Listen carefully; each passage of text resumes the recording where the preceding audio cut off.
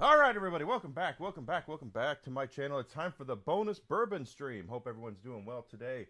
Hope you're having a great week so far. Happy Hump Day to you.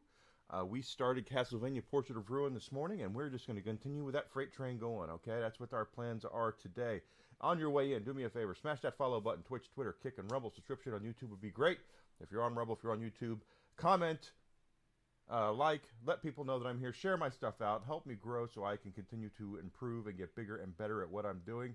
I have crushed my Rumble creator goals this month, and we still got 8 days to go. So anything on top of what I've already done is just is gravy as far as I'm concerned. I want to thank everyone who's helped me out for certain.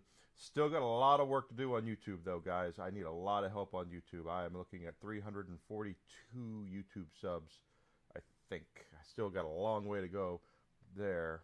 And I think I do have a... Kevlar Vest commented on my YouTube video. But anyway, whatever you guys can do, I'd appreciate it. That would really help me out. So, yes, I do have some bourbon. Yes, we are going to get probably a little sloshed while playing this.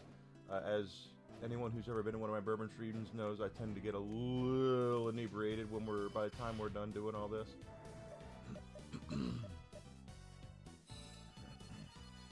And for argument's sake, we're starting out with Elijah Craig's small batch straight Kentucky bourbon. Okay, this bottle right here. Very, very. The proof is 94, so it's actually more alcohol content than I usually drink. But it's a very smooth bourbon. It is a blended whiskey. Oh no, it's not a blended. It's a small batch. Okay, there's 3 types. I always do this. There are 3 types of whiskey that you get out there. First of all bourbon is whiskey, but not all whiskey is bourbon. There are certain things you have to abide by. Oh, that's right. I went the wrong way. In order for your whiskey to be called bourbon, okay, there's a lot of, it has to be made in the United States. It's got to be, I think, 51% corn. There's a lot of they got to be aged in French oak barrels for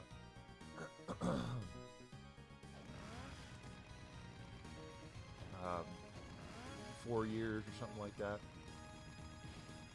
She can stay there. There you go.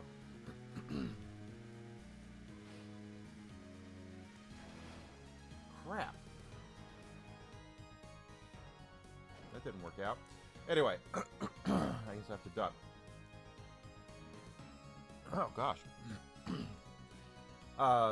That's a blended whiskey. If you do blended, that's the most common, which usually they will do hundreds of barrels of bourbon in order to okay.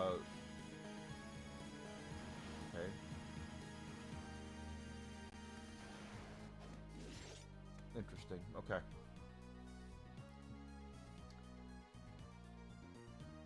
Lots of barrel. Anyway, and then there's single barrel. What am I doing here, guys? I don't know. Anyway, this is Castlevania Rondo of Blood. Oh, no. What am I doing? Portrait of Ruin. This is the second Nintendo DS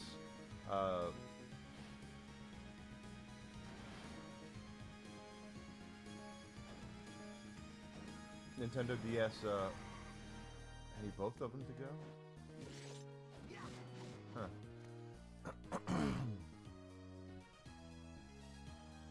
Nintendo DS game for the Castlevania series. This is an Igavania, Metroidvania, Igavania, however you want to call it, which means that Iga, the father, basically, of the Metroidvania franchise, was responsible for this.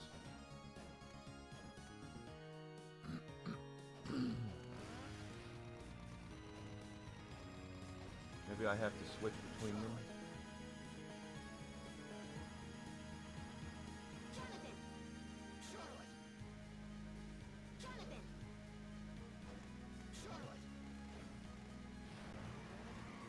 Almost. Let's switch between them. Anyway, very, very fun game. I love the Igavania games. This is number 2 on the Nintendo DS, released about 2006. This is actually, as I just came to realize, I haven't played this game in many years. I just came to realize, though, this is actually more of a pseudo-sequel to Castlevania Bloodlines than it is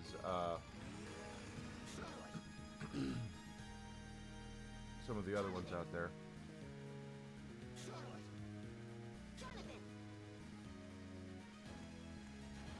Yeah, well, that ain't gonna work.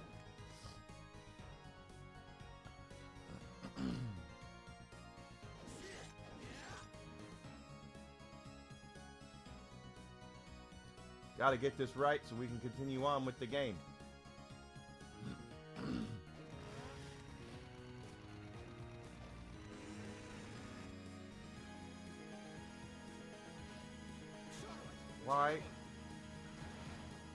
Why does it do that? That makes no sense. What am I doing wrong here?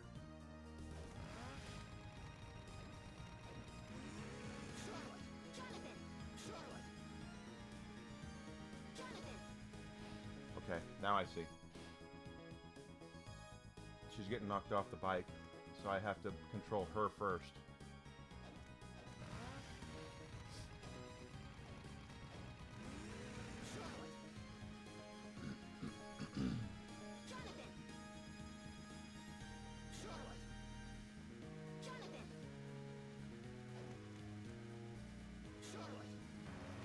There we go, finally got it.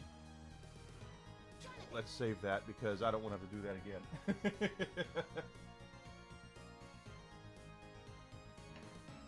I'm glad I did that before I started drinking. Don't drink and drive.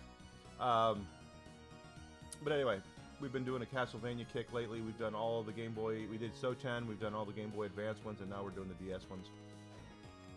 Having a ball doing that, guys. I really, really have fun playing these old games with you guys.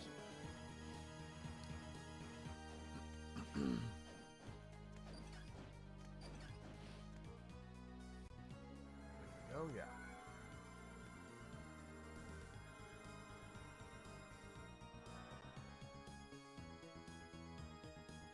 There you go.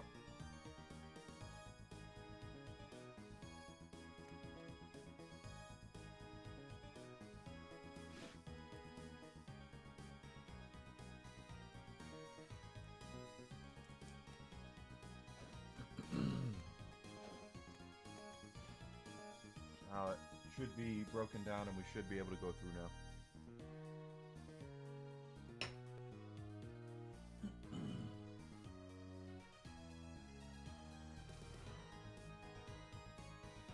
We can switch between Jonathan and Charlotte. Jonathan is, this is the interesting thing about, gosh, this game, what's interesting about this game is this Jonathan Morris is this guy's name. So, well, no, I mean, I'm sure everybody, not everybody, but most people know that Castlevania is based off of the Bram Stoker books, hence the name Dracula. Count Dracula out there, right? One of the main characters, okay, I can't get those yet. One of the main characters in the Bram Stoker book, Bram Stoker's Dracula, is Quincy Morris, is his name. Jonathan Morris is a direct descendant of Quincy Morris, which is the first time that's happened, because usually we've had the Belmonts. Hey, Grizzled, welcome back. Thank you for coming in, my friend. Okay, we'll go that way in a second. Oh, I see there's a dummy thing over there. We need to look at that.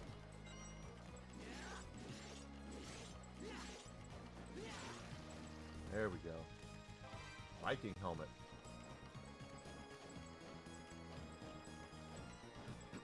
But the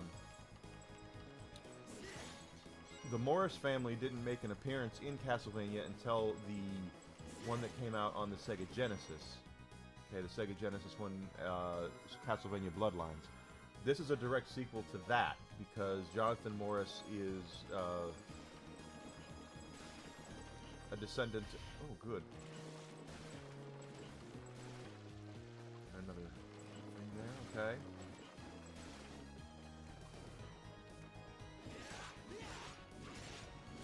Yep.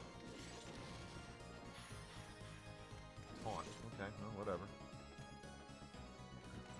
Before we go into that painting, I want to see what's over here.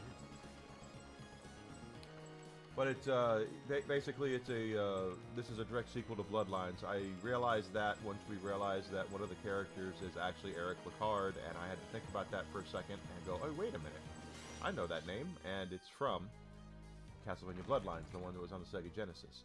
The Sega Genesis one is completely unique for a couple of reasons.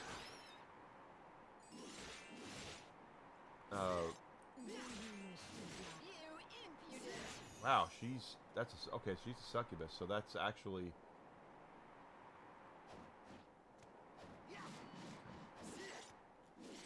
She's taking a lot more damage.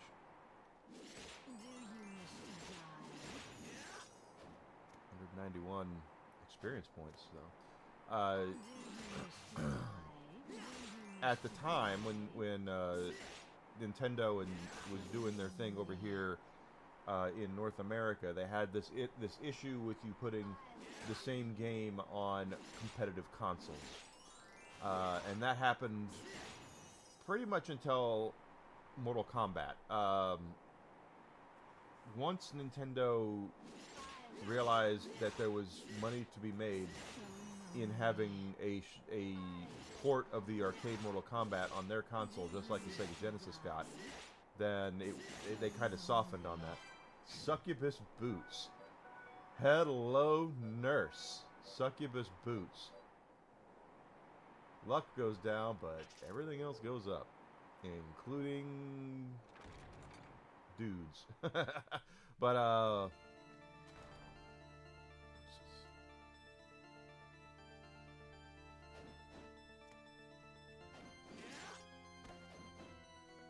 anyway, what I'm trying to say is Nintendo was very dead set against people having their games on competitive consoles that were exactly the same. And the reason why they wanted that is because they wanted you to have a reason to purchase the Nintendo version, the Nintendo game.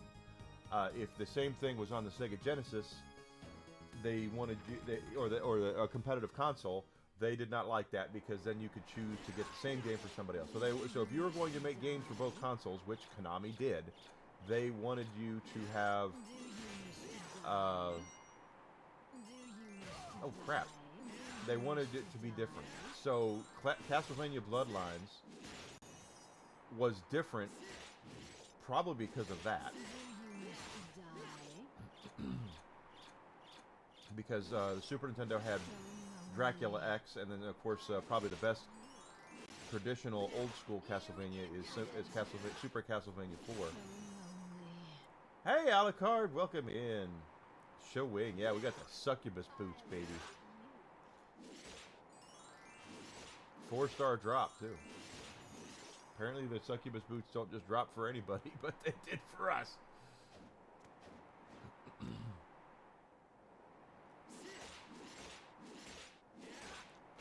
If we can get to a place to save, anyway. Almost leveled up. And we're going to go up and we'll go inside that new painting.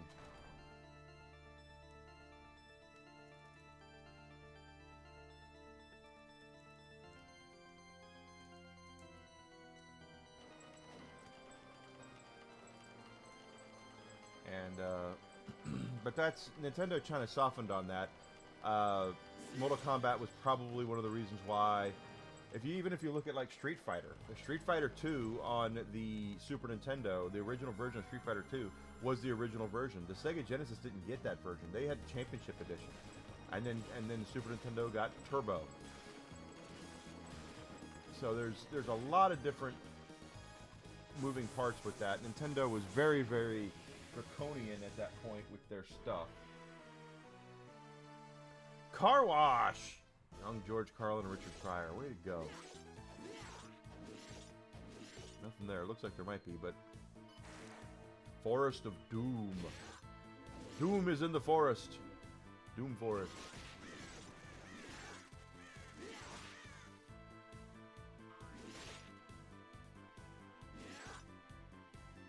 But Nintendo was very draconian with that at the time. It kind of made a lot of people upset, I would think, because of the way that the third parties got really tired of dealing with Nintendo, and Sony was there to kind of take them all in.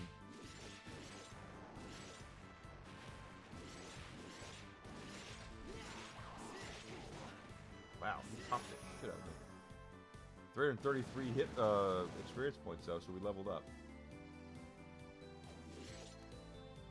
George Carlin or Richard Pryor. Oh, red axe armor. Oh, you can't knock them down. I mean, you can knock them down, but they get right back up, so they're just like the blood skeletons, huh?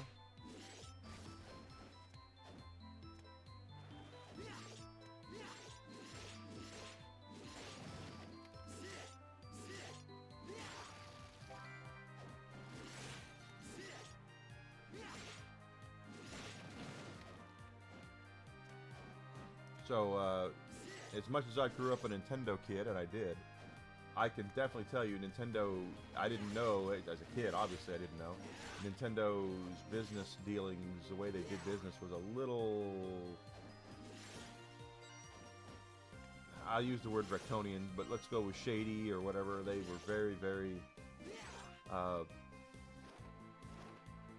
much worried that if Street Fighter 2 was on both the Sega Genesis and the PlayStation, or the Super Nintendo, even though the Super Nintendo technologically was a better unit outside of the moldy bread, outside of the processor, that there would be people who would buy it on the Genesis, and there were, because once again, that's how stupid the policies were, is because of that, the Super Nintendo got a inferior version of Street Fighter 2, and the Genesis got a superior version, and they didn't ever get the same version until Super Street Fighter 2.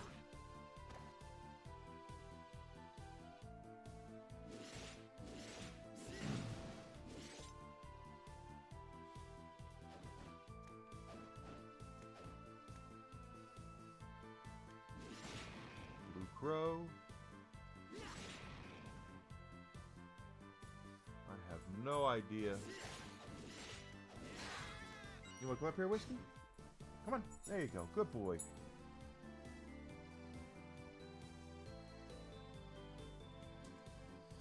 I'm sorry I'm a few minutes late. I called my mom, and we were on the phone together. When I called my mom, we were on the phone together for a while.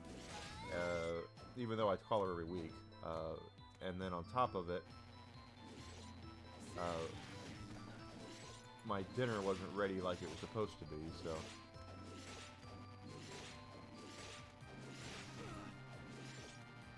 But we got it all taken care of, so.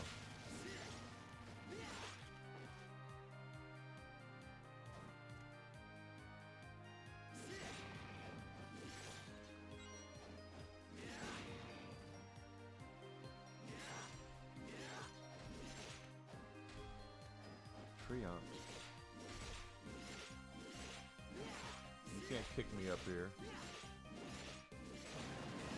Oh, we dropped a card. The club. We have the Joker and the club.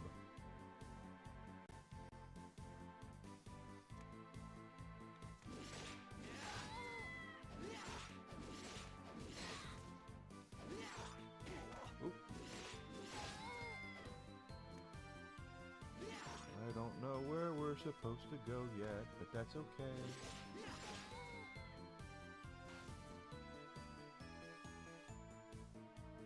Yeah, Super Street Fighter 2 Turbo didn't happen on the 16-bit consoles. The only console in the 90s, and I don't think PlayStation got it, but I could be wrong. The 3DO was the only one that got Super Street Fighter 2 Turbo. I know for a fact they were the first company, the first platform that got it. You could get it. Okay. Oh, okay. You could get it on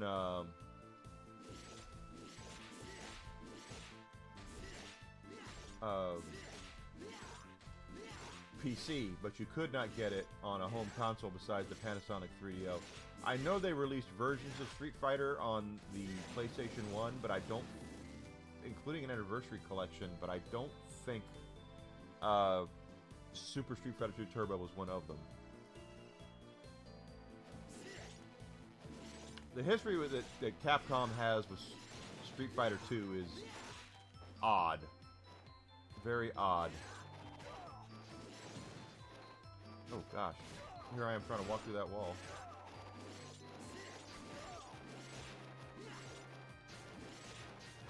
What the hell, dudes? That was my own fault, really.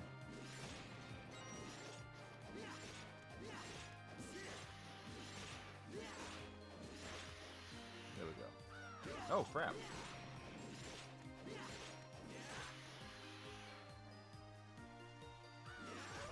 I used to be pretty good at Street Fighter 2, at least as far as my local arcade went in the bowling alley my parents bowled at. But I found out real quick later on that I was not nearly as good as I thought I was.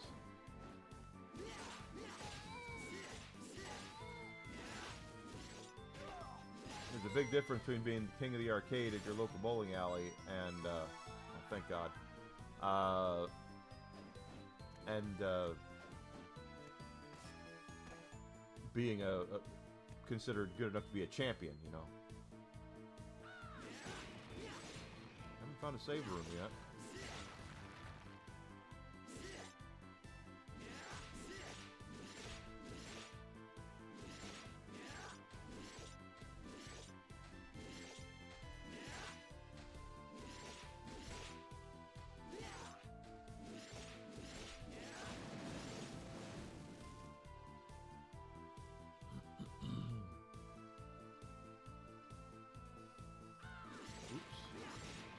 That was back in the day. Back, you know, you think you're the good, and you might be, you know, like I said, you're local arcade. I was pretty good. I used to, my parents, of course, we weren't rich when I was growing up. My parents would give my brother and I $1 each when we were at the bowling alley. They would be bowling league at night, and the nights that we were there with them, they would give us each $1, and I was like, that was supposed to last us for the entire 2 to 3, 4 hours they were there.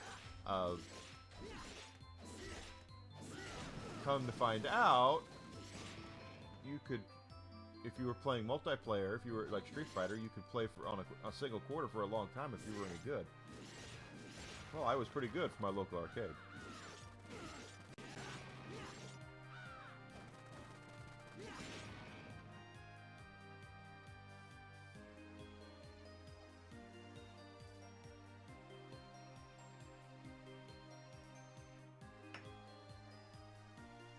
Now, Street Fighter 2 was the one they re-released 8,000 times, because there was Street Fighter 2, then there was Street Fighter 2 Champion Edition, then there was Street Fighter 2 Turbo, and then there was Super Street Fighter 2, then there was Super Street Fighter 2 Turbo. There was a lot of different releases of that. In fact, I'm sure Alucard knows this, but for those who don't, Super Street Fighter 2, the designers of the game thought they were working on Street Fighter 3.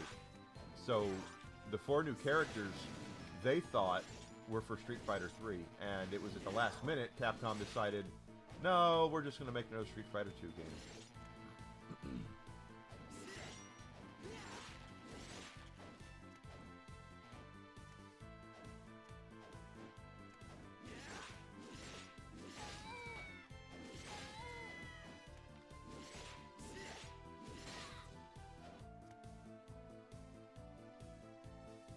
Looking to see where I am. Ooh, you can see that.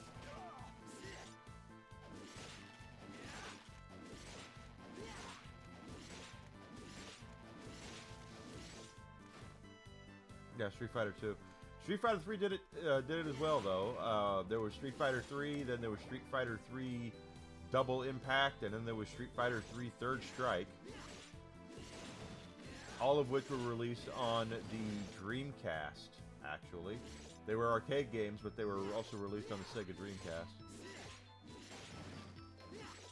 There's nothing here. It's a dead end. That's weird. That's probably going to be a quest later.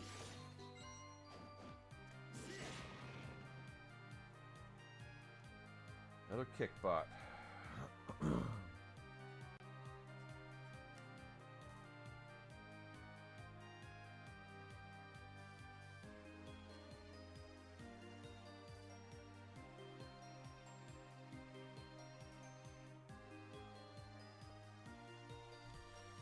Sucks.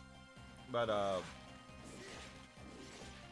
the Street Fighter 3 Third Strike is the one that they put Chun-Li back in. One of the biggest problems people had with Street Fighter 3 was how different the roster was. Yes, you had to buy the whole game multiple times. So you would go to the store and buy Street Fighter 2 for you know $60 or whatever it was. I don't remember. And then once they did Hyper Fighting, or Turbo, I should say, Turbo on the Super Nintendo, that was another $60, and then Super Street Fighter 2 was like another $60. Now they do everything with DLC and patches. So when I say when I make fun of the internet being a big problem with gaming right now, that's not one of them. Capcom definitely benefit. We all benefited from Capcom not being able to re-release the same game 6 times. But Street Fighter 3, if you look at the roster compared to Street Fighter 2, the only 2 characters in the initial release of the game that were in Street Fighter were Ken and Ryu. Everybody else was brand new, and it kind of like people were like, "Where the hell's Chun-Li?" So in Street Fighter 3 Third Strike, they put Chun-Li back in the game, and not only that, they made her one of the best characters. Like, she is considered like an S tier character in that.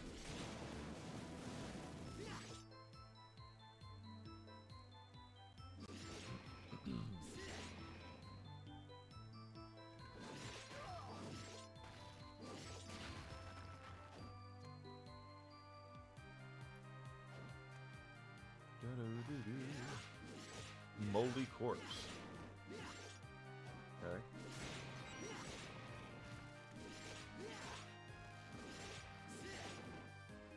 We'll level up again here pretty soon.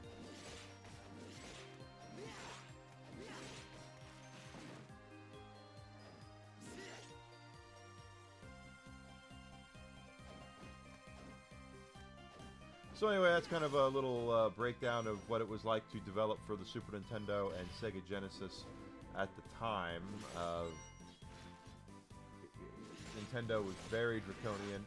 Sega was just happy to be there for the most part. They competed with Nintendo very closely, to the point where Nintendo got pretty pissed off at people that wanted to develop for both consoles. So they tried to make it as difficult for those third-party developers as humanly possible to develop for both consoles. Oh, good. I was looking for one of these.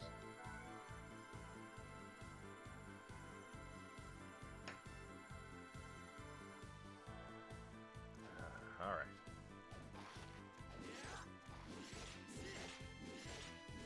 This whip, I love. I'm going to be really mad when they make me get rid of this whip, because it's really, really nice. It homes in on the bad guys, so I kind of like that.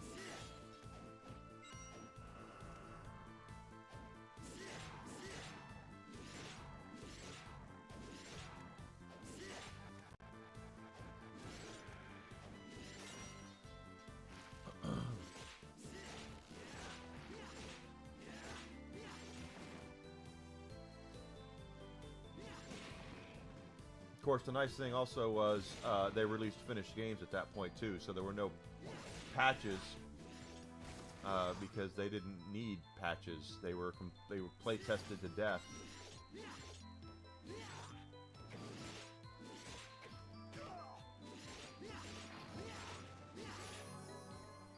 Yeah, I like to level up.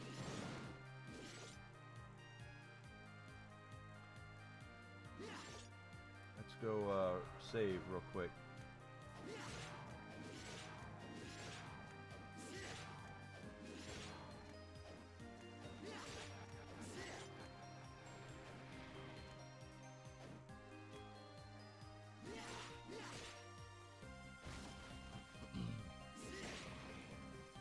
Nowadays, they just do seasons.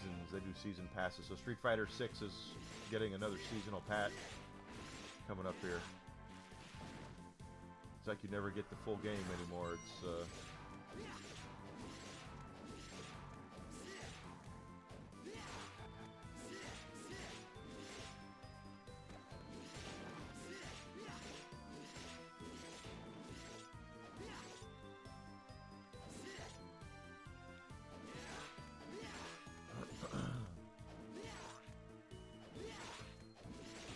there we go.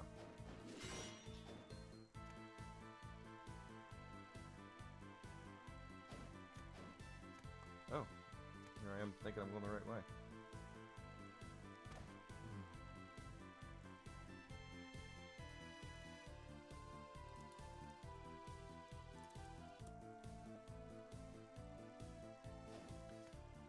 There we go. Let's go ahead and save because we got to level up.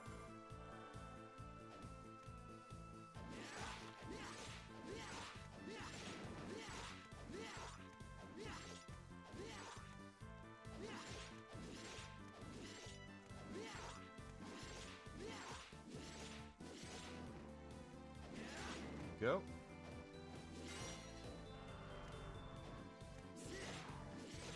And while I have played through this, I don't remember it. So even the save game I have on the Dominus collection here is not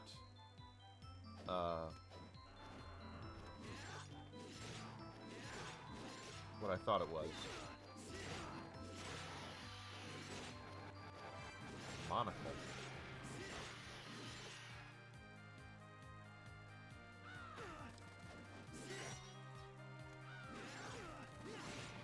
Stupid bird.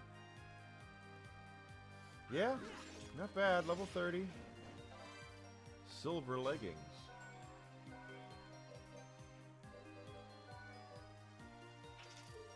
Give me that.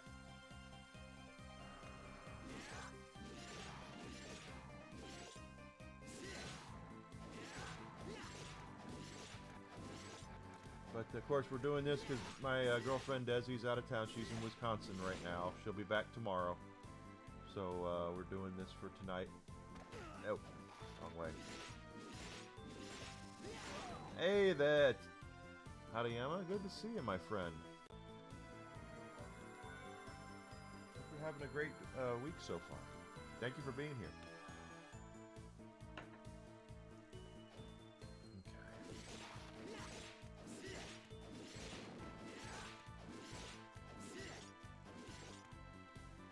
Come on, hit him, hit him. You know, we've gone to Wisconsin before. There is close to the border between Illinois and Wisconsin, there's actually a huge cheese store there called the Mars Cheese Castle. And they have just like every kind of cheese, aged cheese you can think of there. And we keep talking out we're going to go, and every time we go to Wisconsin, we completely forget to go to the Mars Cheese Castle. We leave and don't go.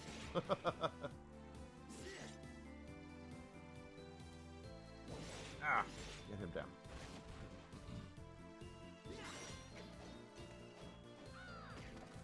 Stupid bird.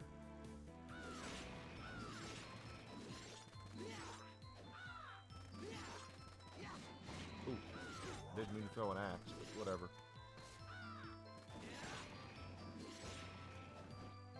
Another silver plate. We go up that. $100, hundo.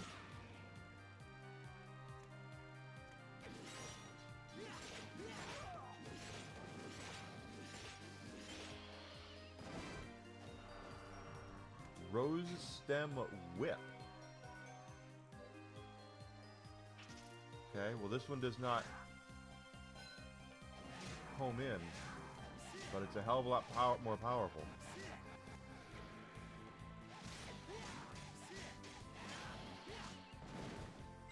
Okay, well, hopefully they'll give us another Nebula style whip at some point.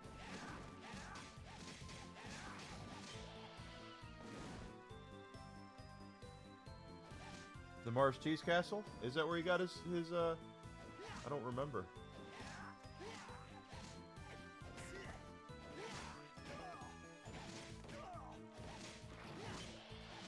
I can tell you the Mars Cheese Castle is real. I've driven by it many times. Oh my god. That guy got pissed.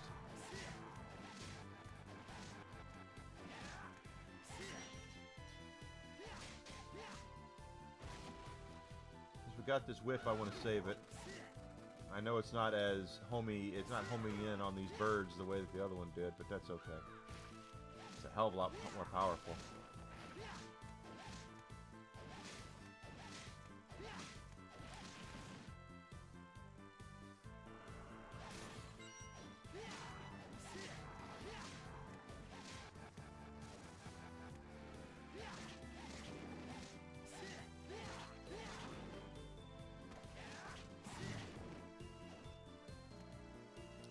Well, we're getting kind of close to another level, so go us.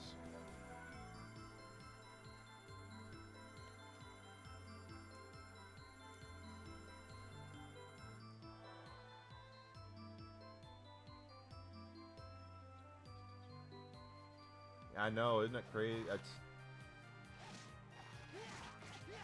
glad you're doing it, though.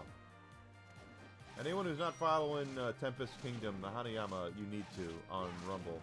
We need to get him to 100 followers, but he deserves it. He is a very supportive dude and really deserves your help and support.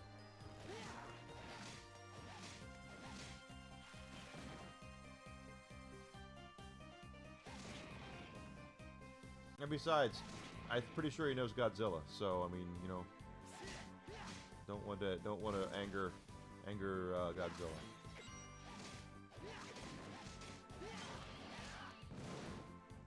Yeah, I thought so.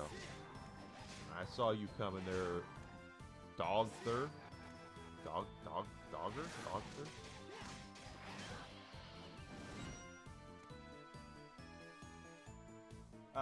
Of course she wants to play Princess Leia. She wants to play anybody.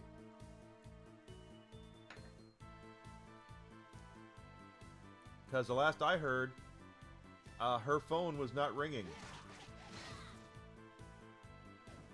Because she is considered, by a lot of Hollywood producers, to be, have white-hot heat with a lot of Hollywood producers because she can't keep her frickin' mouth shut.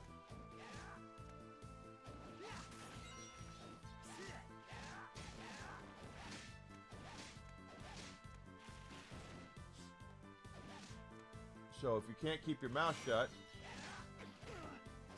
and promote your shit, which is what you're supposed to be doing when you are doing your press tours in Hollywood and stuff,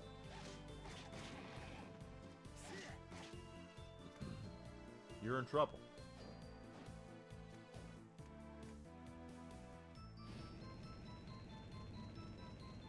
Okay, so we're supposed to go down there, and we will, but I want to continue exploring first.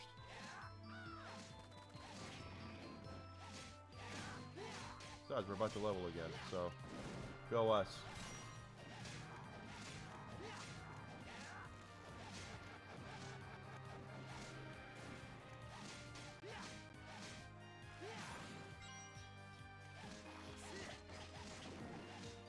She did do it to herself. You're exactly correct. That's why you don't let ideology get in the way of what your job is. That's why activism is so stupid.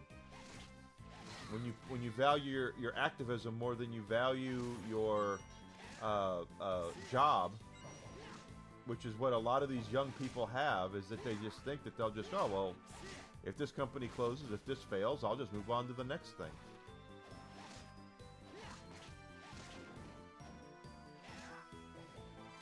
An amethyst corset. Well, we're just going to give Charlotte all the corsets. That's not as good as the ruby one, so we'll stick with ruby. How do we get over there?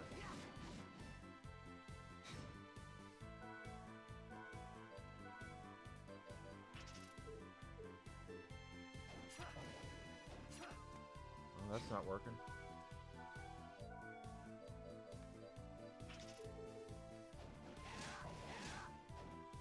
Probably opens up. Well, I wonder if this whip will do it.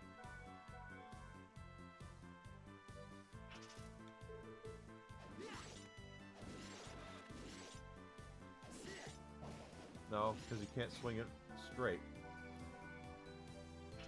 Oh well. And I still took a hit because I suck. She is a box office poison. Oh, I could already see. Well, first of all, if Kathleen Kennedy were involved, she would already been cast. But since Kathleen Kennedy has retired, and Filoni supposedly is in charge, I don't think that's much of an upgrade. So, I mean,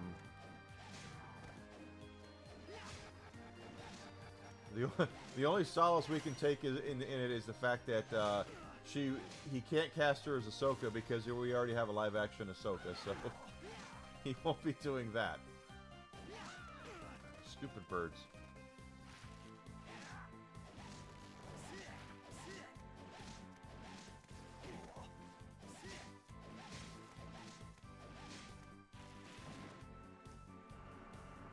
It could always get worse. They're about to find that out. Because I can tell you flat out, I don't think anybody, well, I shouldn't say anybody, anybody is not correct. Mandalorian and Grogu has so little audience hype going into it. I cannot tell you one person who is excited to see Mandalorian and Grogu.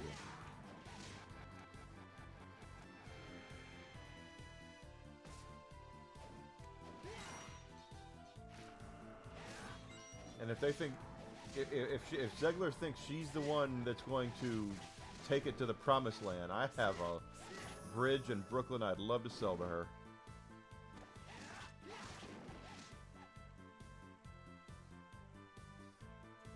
It's not going to put butts in seats. They burned that bridge when they did what they did to Gina Carano.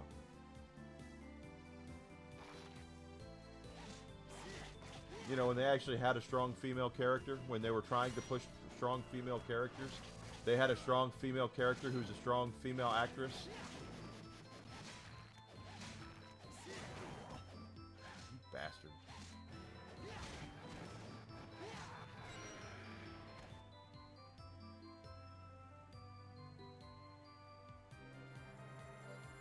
Pretty much.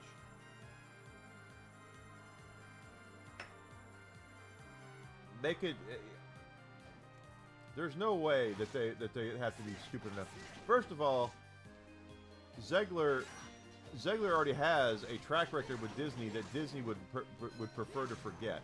So if Filoni goes to Disney, the Disney brass, and says, "I want to cast Rachel Zegler as Princess Leia," because Carrie Fisher can't do it anymore, obviously, they're going to look at him and go, "What the hell? Were you not paying attention to what she did to Snow White?"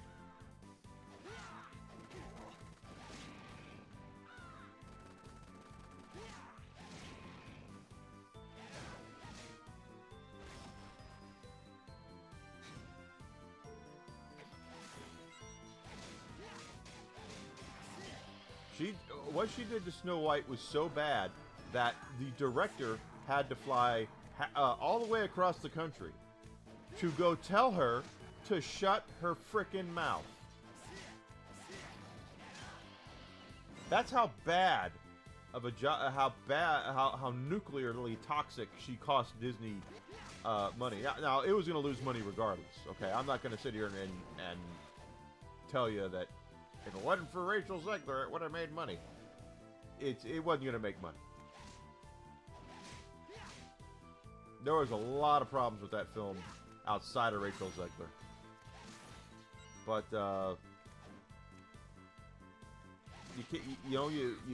there comes a point in time you have to realize that you need to come to the point. You had to have that come to Jesus meeting where you realize what's more important, your activism or your paycheck.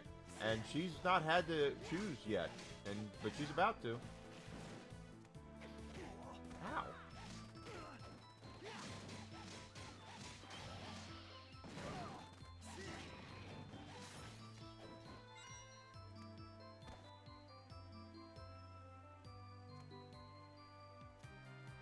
Oh. Okay, I wasn't prepared for this. We're in a dark cave. If there's spikes in here, I'm going to be pissed.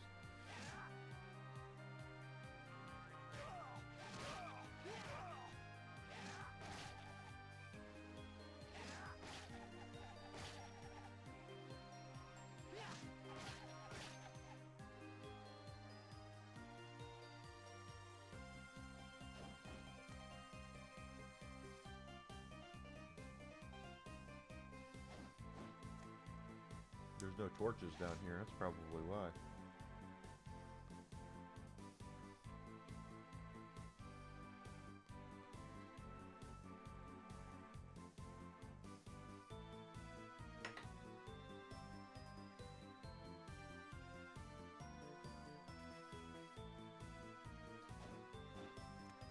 Well, the thing is, Grizzled, is that the number one thing that needs to happen to these companies that has not happened yet, but is in the process of happening. Can't get up there yet, but that's okay, we will. Is thinking that they're infallible, thinking that they can't lose money because they're Disney, for crying out loud. They're 10 foot tall and bulletproof, and no, it's just not how it works. You can lose money the same way as anybody else does, and Disney has been losing money for quite a while. What did I hear? They're 70 some odd billion dollars in debt right now. How'd that Fox merger work out for you guys?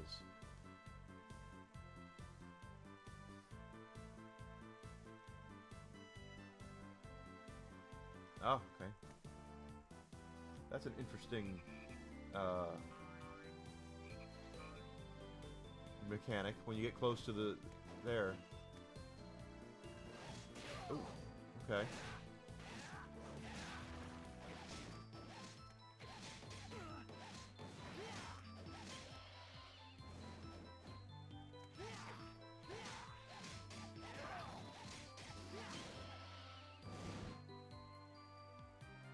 Well, I know that Hornswoggle, the wrestler Hornswoggle, was really pissed off at Peter Dinklage.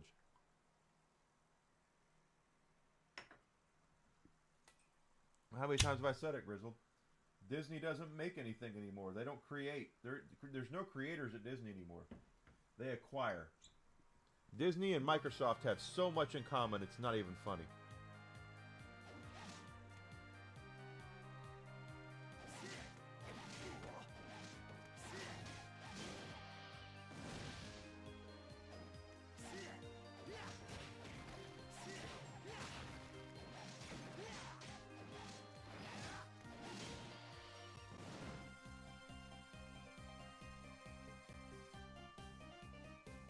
I haven't seen Toxic Avenger. Is it really that bad? It looked pretty bad from what I saw.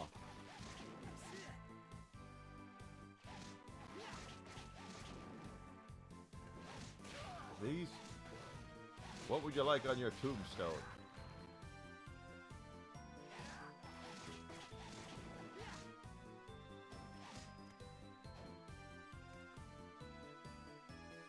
That's the boss.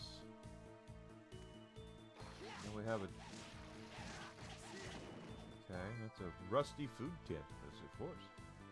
Oh, good. That's what I wanted. Oh, you mean Cyrano de Bergerac, right? When they remade Cyrano de Bergerac.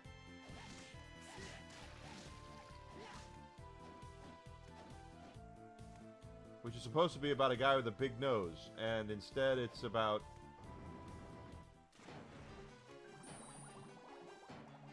not that.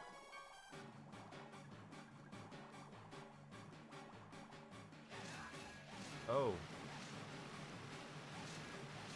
He's guarding again. Oh.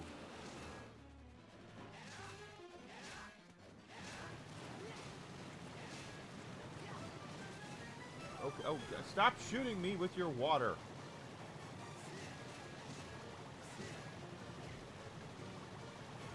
How the hell am I supposed to do something against that?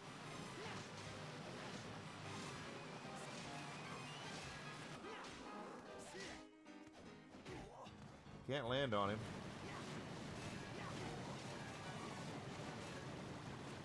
Yeah, I'm gonna lose. Yeah.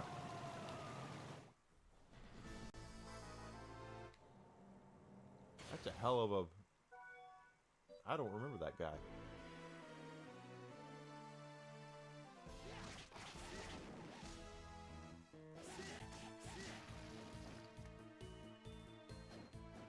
He's not twerking, that's true.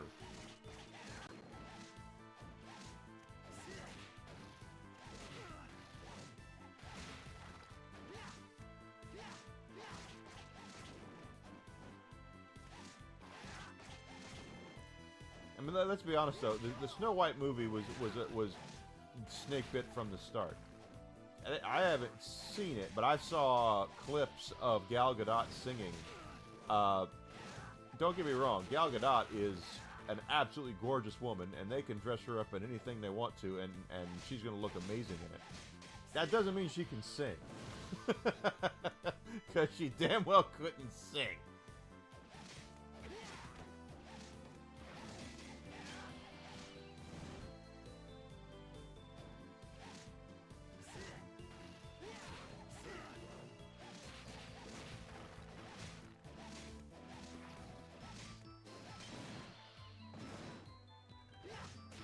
And then she got mad, Rachel got mad because the original was about a love story, and the prince is a stalker, and all that stupid shit. It's like, have you ever enjoyed anything in your entire life? Oh. Sorry, that's my, at 8 o'clock every night, my alarm goes off to turn on the air conditioner for Desi, or heater, depending on the time of year. If she were home, I'd go upstairs right now and turn on the air. She's not here, so...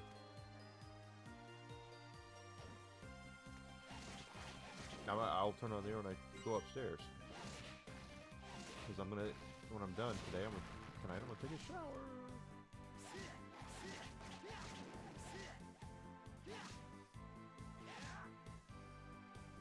Well, here's the funny thing, Grizzled.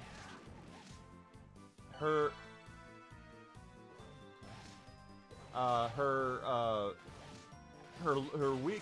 monthly download or weekly download that she got told her that there was a place out there around Israel that needed to be liberated. And remind me again what Gal Gadot did before she became an actress.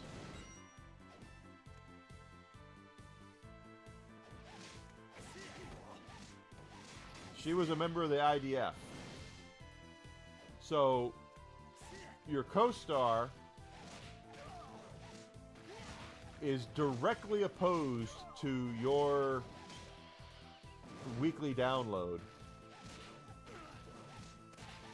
I mean, how can you just, and again, just, even if that's how you feel, you know, fine. If that's how you feel and that's how you want to, that's fine. You go public on shit like that, and you automatically are going to start causing problems between you. You're going to poison the well. You're automatically going to have people getting pissy at you because of the fact that you are taking a stand against your co-star. You are advocating for the eradication of your co-star and all of her people. I mean, just how much brain rot do you have to do that in public?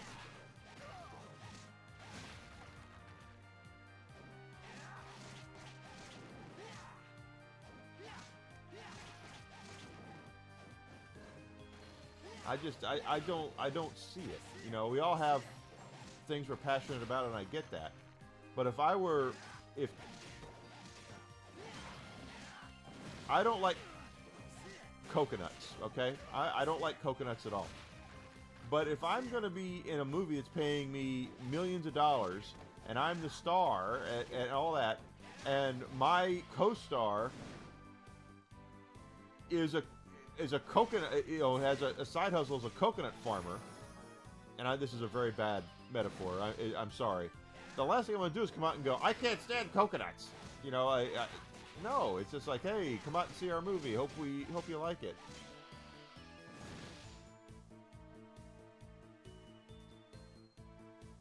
Tiptoes is the most offensive. Tiptoes? I've never heard that. I've never heard them called tiptoes.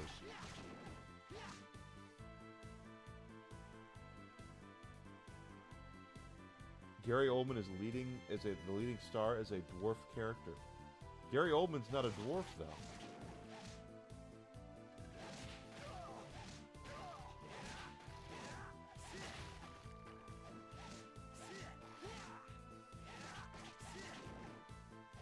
I mean, am I lost my mind here? I'm pretty sure Gary Oldman's not a dwarf.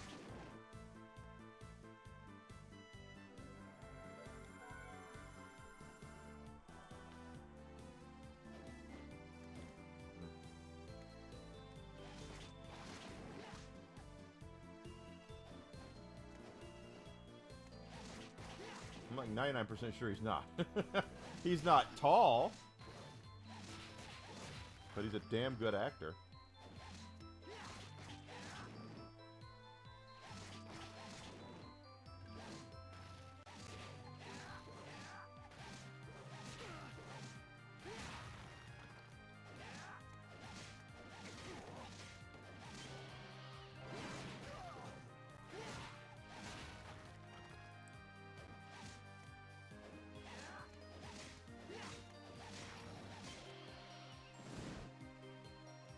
Knows the entire movie. Oh, okay.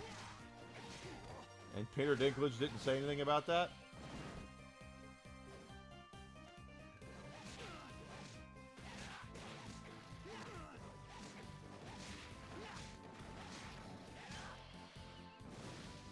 Oh, you're saying it's the worst dwarf. Okay, I know I see what you're saying.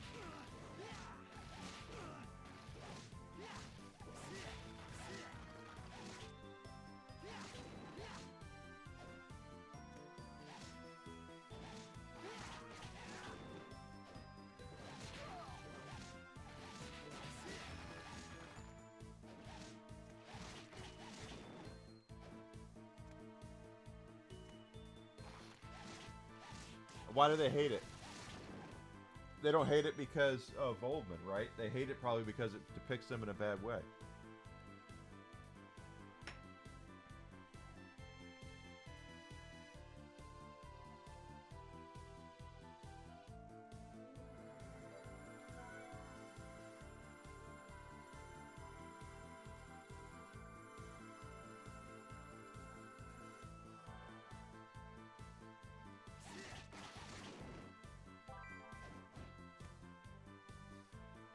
Hey, I'll tell you.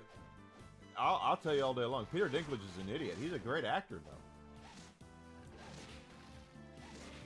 I just don't like the fact that he climbed that mountain, and I'm not using this as a. This is not a short joke, even though it probably could sound like one.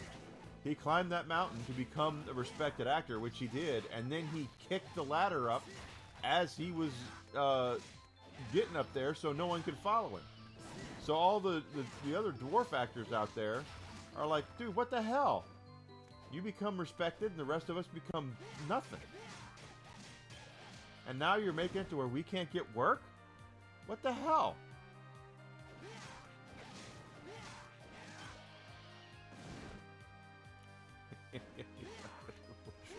I'll let Resident Entertainment make the short jokes. I am not making short jokes about Peter Dinklage.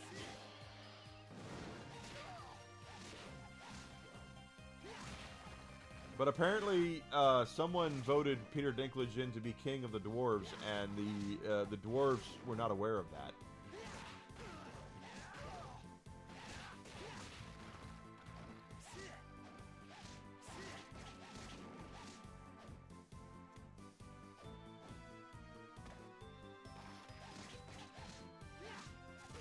Turn around. Again, I'm using the wrong thing.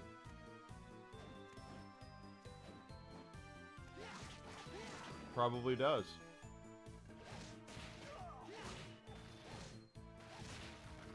He'll never be Warwick Davis. He'll never be as beloved as Warwick Davis. You know why?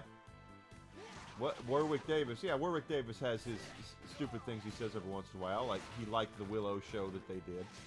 But has Warwick Davis ever really pissed anybody off that he's ever worked with? Not that I'm aware of. Everyone who's ever worked with him, as far as I've heard, has said he's just a wonderful human being to be around.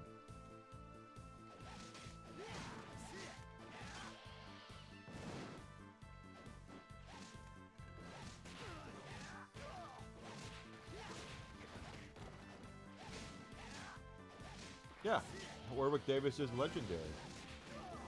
And he got there, another whip, he got there on his own, because he came up in a time period where, yeah, it was, dwarf actors were typecast. And he was in roles that, yeah, and he never really complained. He was typecast like crazy. But he was also cast in roles like, when I was a kid, he was in a show called The Wizard.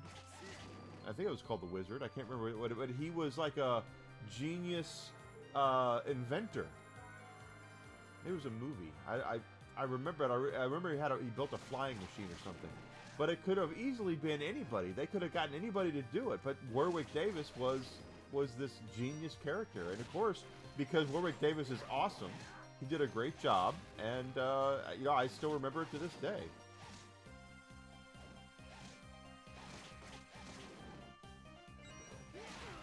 Remember, Alucard, he's part of the Hollywood machine. So he has his leanings as well. And if they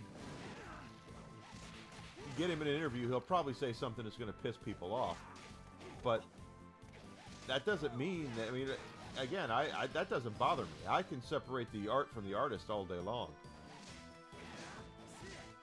But I've never heard anyone say anything bad about Warwick Davis.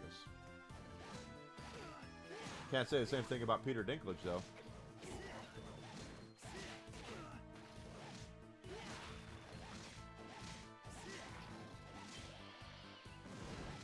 These tombstones are like the biggest pain in the ass.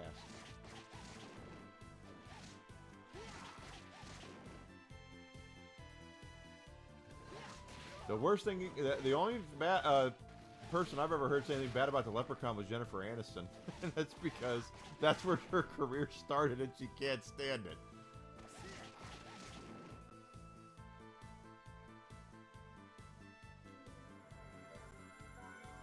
Yeah, he did.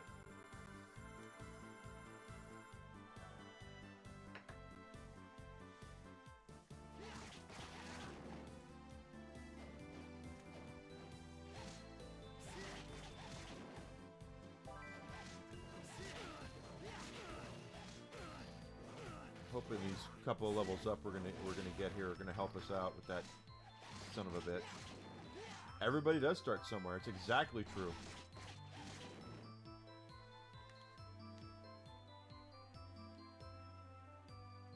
Oh no, that's horrible. It's horrible because, and it's the really horrible thing. And I don't want to. Dwarves aren't horrible people; they're not. But the thing is that they end up having a lot of health problems because of their size, and having kids can be difficult.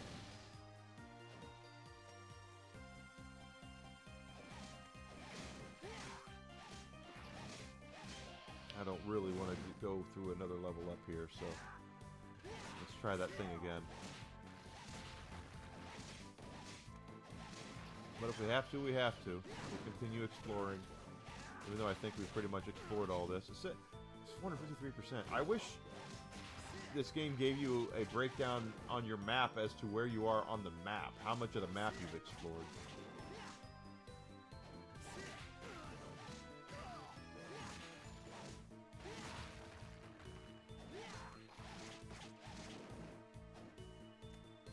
Of course, we can't forget who the real star of the Leprechaun was. It was Francis.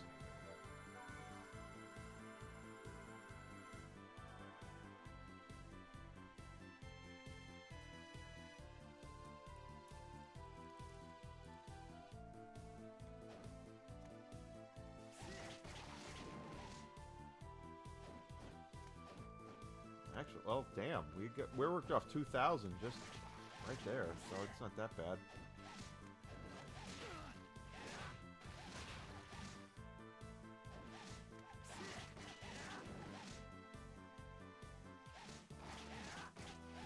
But you know what, Alucard? And this is the sad thing. That was the 90s, right?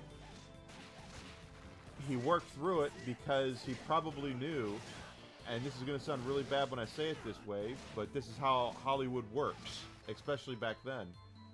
If he wouldn't have been able to perform, he would have been replaced.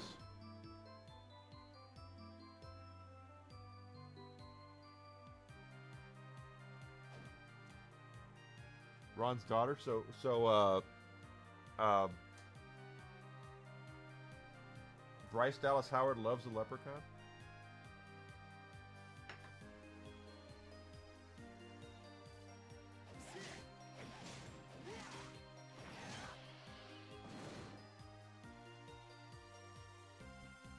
He made a whole bunch of those movies, I know that.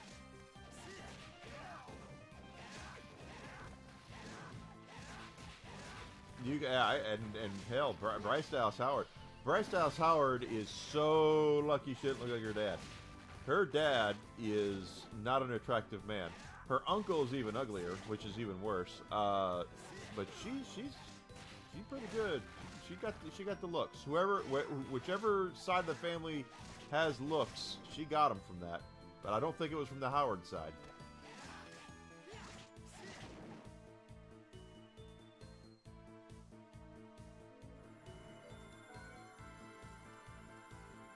Whiskey is trying to force me off my foot carriage here.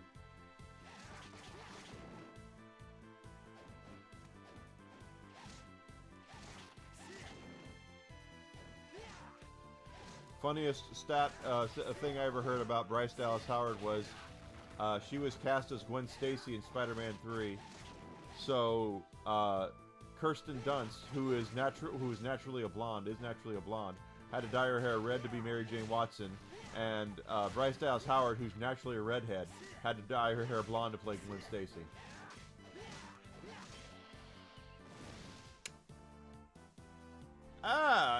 Looking at her definitely was. I don't know, Chris Pratt was alright in that, and Vincent D'Onofrio is a great actor.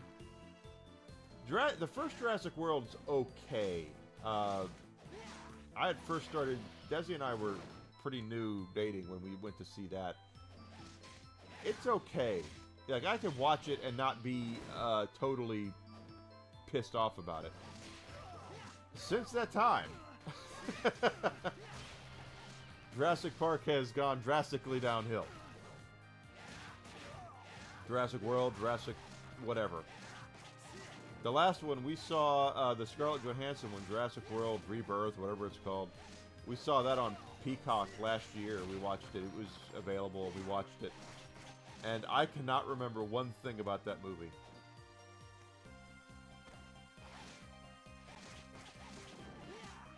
I can't tell you what the hell happened. I can't tell you. I don't remember.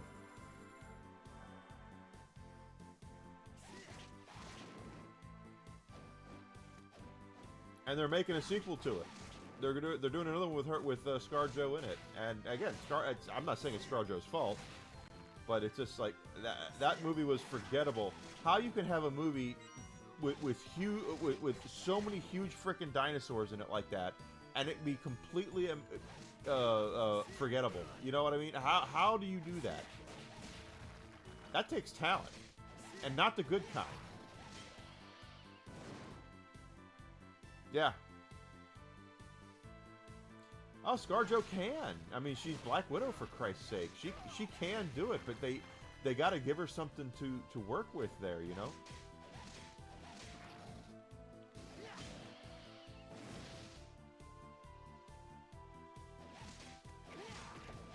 You know, she's a talented actress. She's good, you know, she's pretty, and she has the credibility to be an action star because of the fact she's a frickin' Avenger. Or was Avenger, I should say. But, I mean, hell. I mean, ScarJo can put asses in seats, especially guy asses. But, if the movie sucks, the movie sucks, you know? I mean, hell.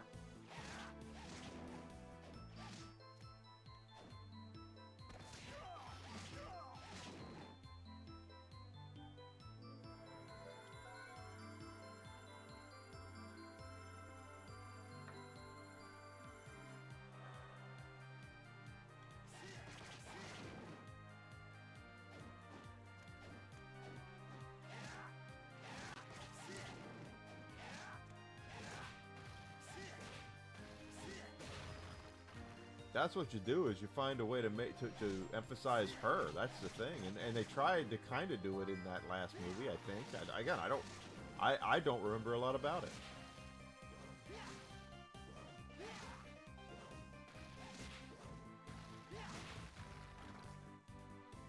True, guy asses will be in seats for ScarJo. I'm flat out telling you. ScarJo, Margot Robbie, Sydney Sweeney. There will be guy asses in seats for any one of those women.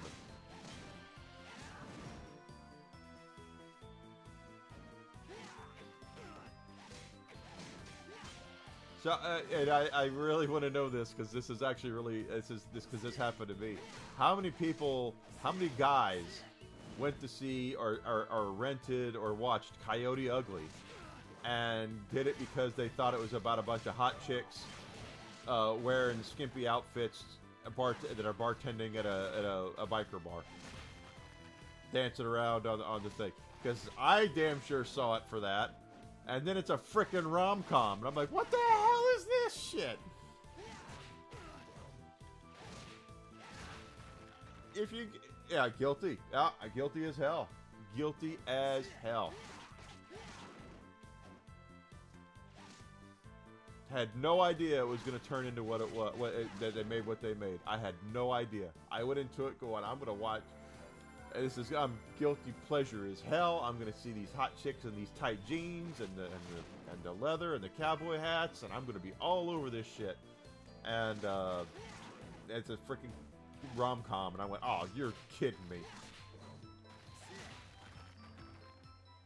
Yeah, false advertising.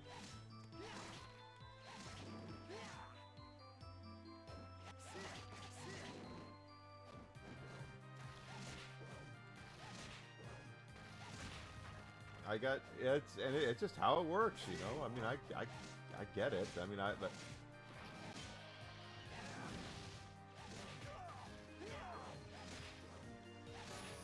there we go, level up. I really went into that movie thinking though it was gonna be like this movie about a bunch of ass kicking hot chicks, and no, it's not what it was about. Sex does sell, and that's the thing, and it works both ways. Notice that in Thor: Love and Thunder, I don't remember hearing anyone complaining about Chris Hemsworth taking off his shirt through that entire movie, or Hugh Jackman in Deadpool and Wolverine, you know, getting his shirt off and gotten the frickin' 80 million pack that he had down there because dude dedicated himself to making sure he looked good for the frickin' role. No one can ever. I don't remember hearing anybody complaining about that. But God forbid if you say ScarJo is hot.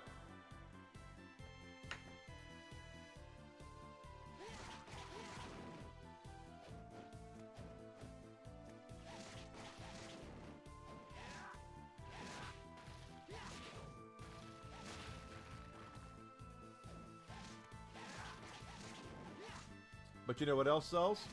Feel good stuff.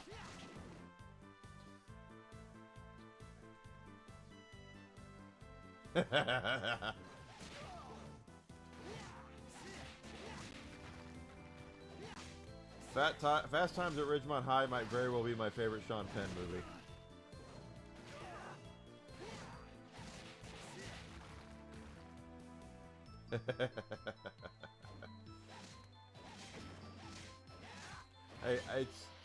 There are movies you see trailers for and you go, oh hell yeah.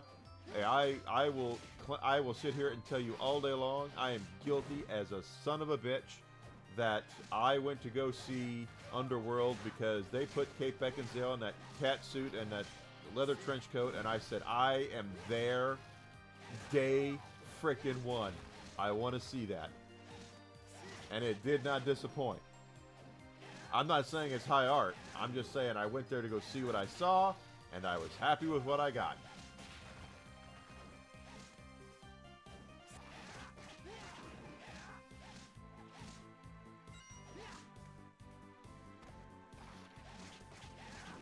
And then you'll have people like, well, you only say about the women. It's like, yeah, okay. Explain to me again why so many women like the movie Labyrinth. And it's very easy. It's 3 words: pants, magic pants. That's the reason why. It had David Bowie, and he looked very effeminate, and he wore around those jodhpurs, and I don't know if he had a sock down there or a banana or what, but holy shit. Once you see that, you can't unsee it. That's the thing that'll be burned into your retinas through that entire movie, is the fact that he was presenting the fact He had a dick that was 3 feet long, basically, is what it was.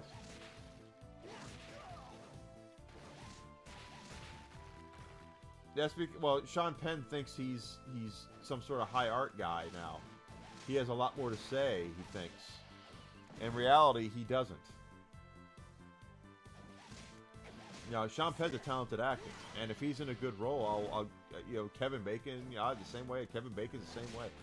I love A Few Good Men, and Kevin Bacon is great in that movie. They're all great in that movie, but at the same time, recognize what you are. You're a pretender. You're an actor, and just because you play a role on a movie or a TV show that I think is awesome doesn't mean I think you're awesome. It just, you know, a great person. It just means that you're a great actor. You're great at your job.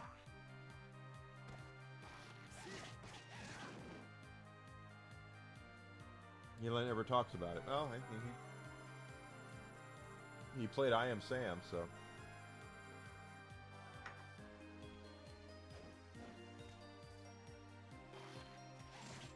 It most certainly did, and that was in the during the time period of the Brat Pack. So let's remember, guys, the Brat Pack ruled the roost in the '80s, right? So you had you know, Rob Lowe and Ali Sheedy and Anthony Michael Hall. They were, and Judd Nelson. They were it. Molly Ringwald, they were it. They were, everybody wanted them in their movies because they were so, after Breakfast Club, they were all over. So to get any sort of play out of that, did he have a part in that? I don't remember. Doesn't surprise me though. Nick Cage would do anything.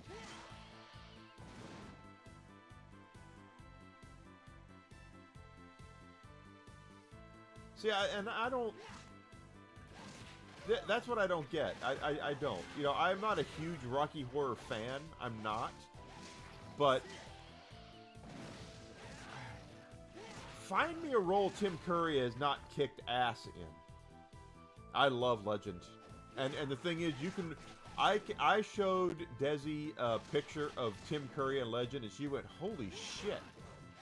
Yeah, it doesn't look like him at all. But find me a role that Tim Curry has been in that he has not completely kicked ass. Even the shit that he's been in that sucked. What? They didn't suck because of him. They might have sucked, but they didn't suck because Tim Curry was involved. They might Tim Curry might have needed a new agent, but that's not how. It wasn't Tim Curry's fault that those movies sucked. Or Games. He was in Red Alert 3, which didn't suck either because Gina was in it.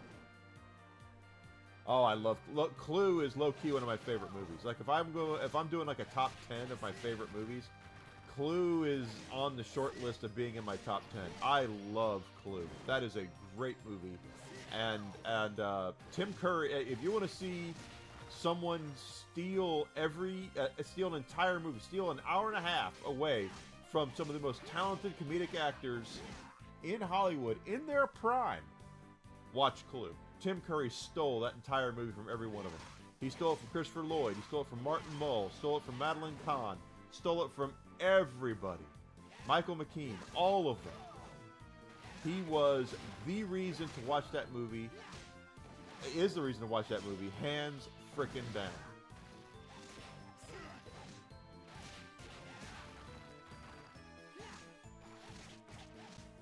He does have range, because also he scared the shit out of me in Clue. So, I mean, in It, he scared the shit out of me in It.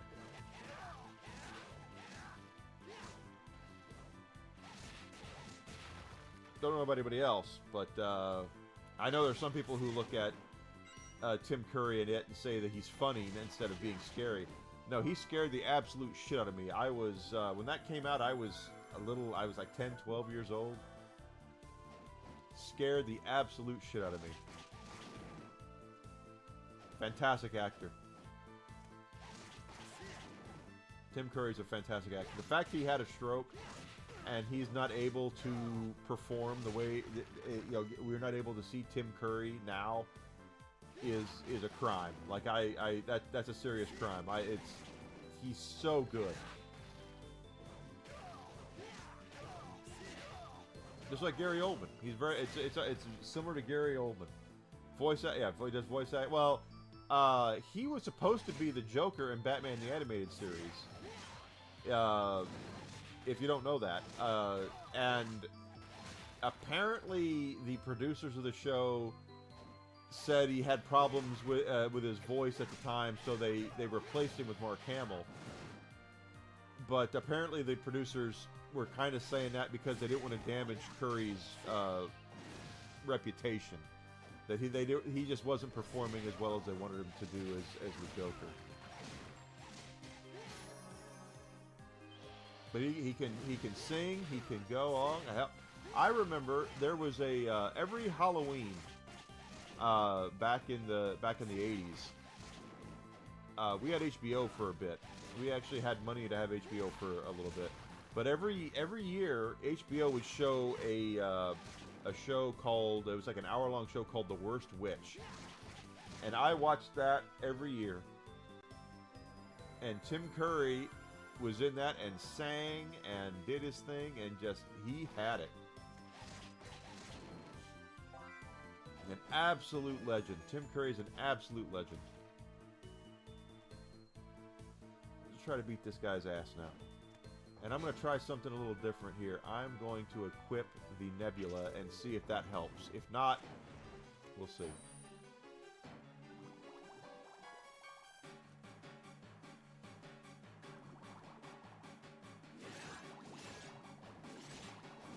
Okay, well that's not helping then. Because it's not doing what I thought it was going to do.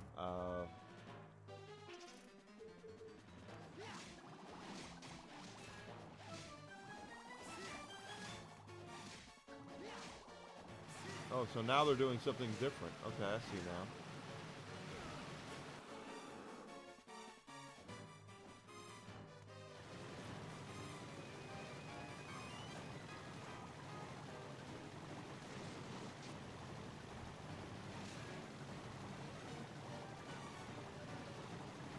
Shit.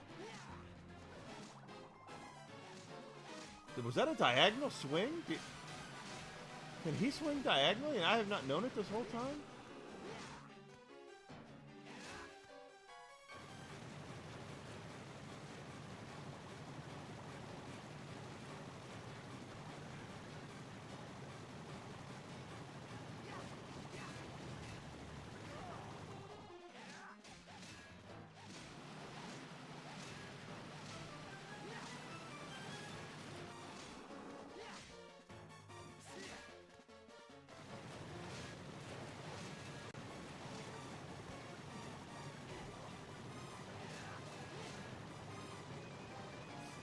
How am I supposed to dodge that? That's the thing. I have no idea how to dodge that.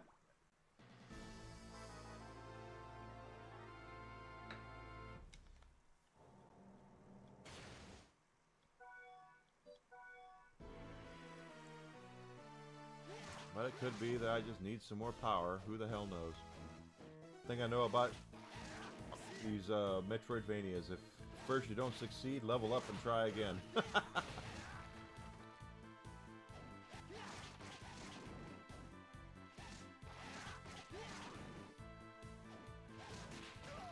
Tim Curry, I have nothing but positive things to say about Tim Curry.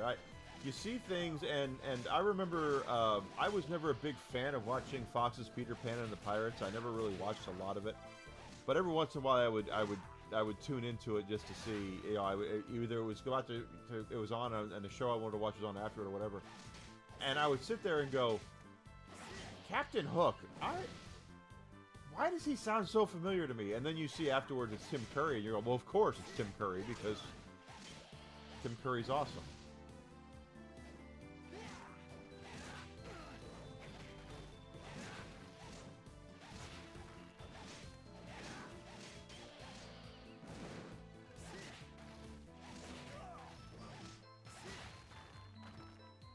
What do you want on your tombstone? Mushrooms, moldy corpse. we can go back. Get a poison sword.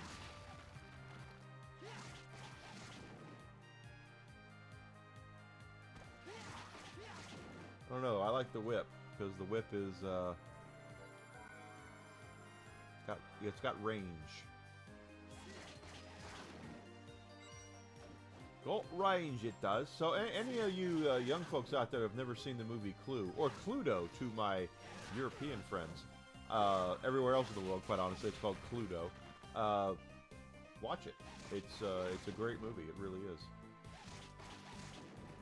And this is something that I don't know if a lot of people know this. Alucard probably does, but maybe not a lot of people do. There's only one part of that movie that was ad-libbed. And it was the ending, one of the endings where Madeline Kahn was talking about flames coming out of her head. She ad-libbed that whole scene, and that's the only part of that movie that I'm aware of that was ad-libbed. Everything else was scripted.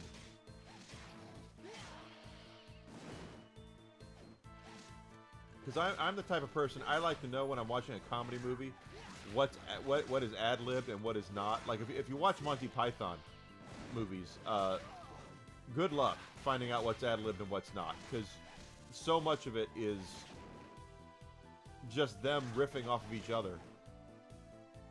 You know, it's like, did they even have a script? And they did. But that doesn't mean they followed it, you know. And you know, Jim Carrey is another one. You know, you see Jim Carrey. It's like, how much of him does he do himself, or how much of it is actually was written for him?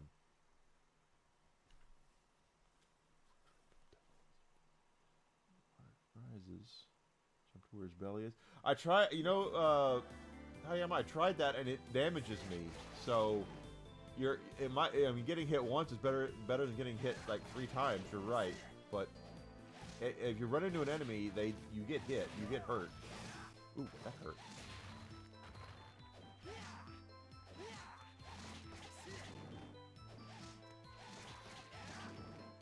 There's probably a trick I just haven't figured out yet.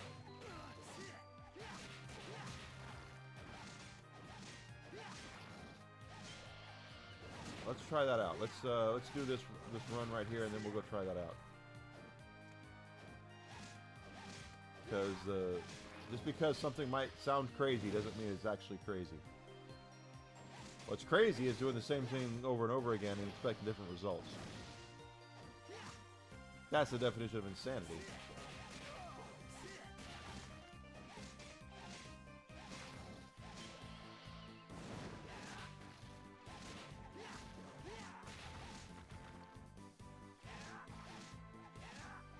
Come on, turn around. There we are. Always have it. So guys, here's my thing. So I'm using the Wii 2 Pro controller here. I play Castlevania. I don't know about anybody else, but when I play Castlevania, I use the directional pads, and that's not really working out well for me here because of the ducking and doing things. So I need to use the control stick. But because I'm playing Castlevania, and I've played Castlevania the same way for so long, I don't like using the analog stick, but I guess I need to start doing that.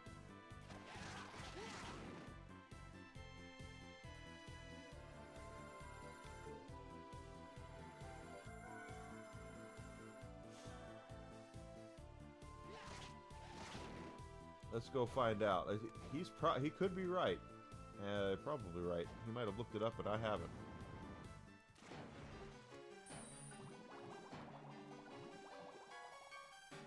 Or can I whip him in the eyeballs? Minimum $25 million to make the movie.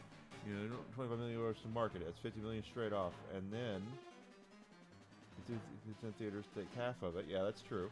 So $25 million makes $75 million just to break even. Yeah, well, that's true. And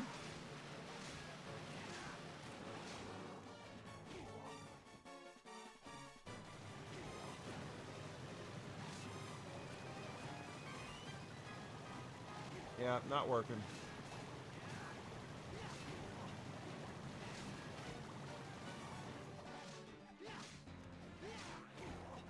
Oh, now he's moving. Okay, well that's new. Why wasn't he doing this earlier? He stayed in one spot the entire time the first 3 times we fought him.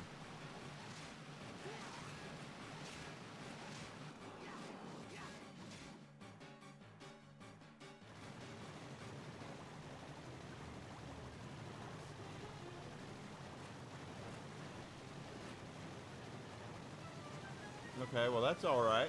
Okay, alright. That's not too bad now.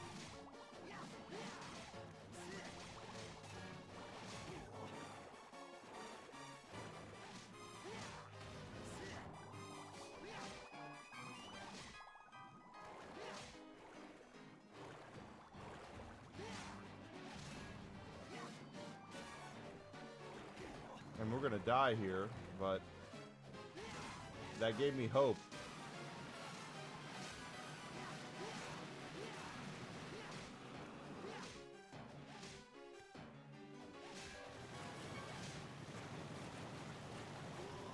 Yeah, see.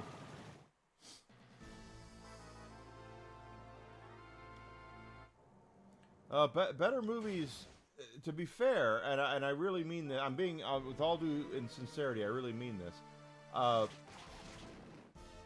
Better movies don't always make a profit. But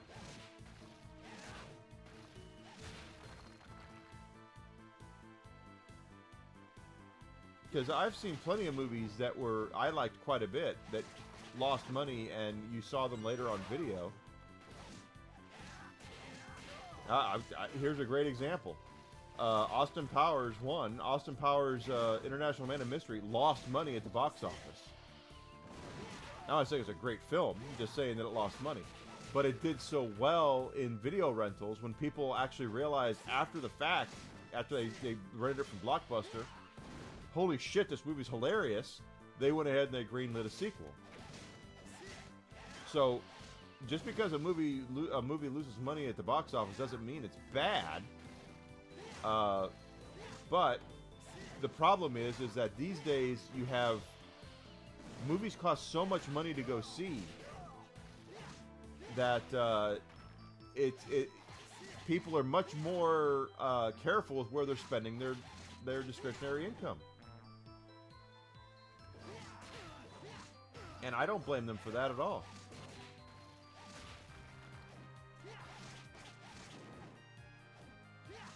And they could make better films, but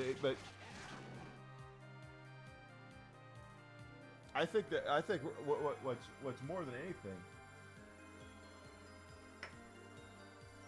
is that you have a group of you have a lot of people who think that Flash Gordon's another one, lost money at the box office, but later on people realize it's a cult classic. Buckaroo Banzai, cult classic. Did Big Trouble in Little China make a profit at the box office? I don't know. But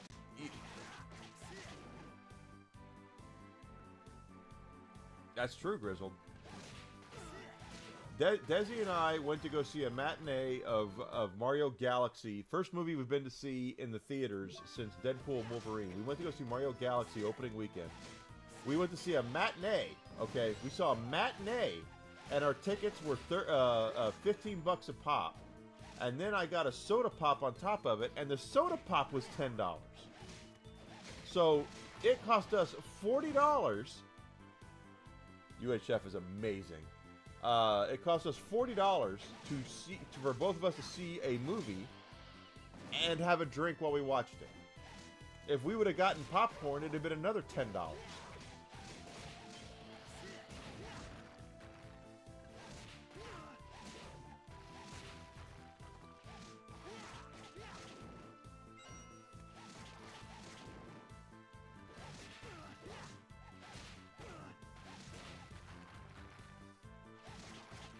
And we've talked about it before, guys, and I really mean this. Discretionary income is a thing. And if you don't have discretionary income, you're not going to spend $40 at the cinema. Hell, if I'd have gone by myself to see Mario Galaxy, 15 and 10, and let's just say I got a popcorn, that's 35 bucks. Guys, I could do a lot with 35 bucks. I could buy frickin' Mouse Detective for 30 bucks, you know? I'd get a lot more enjoyment out of it, probably. Not that I don't enjoy Mario Galaxy, because I did. It's just that there's just it's gotten way too expensive.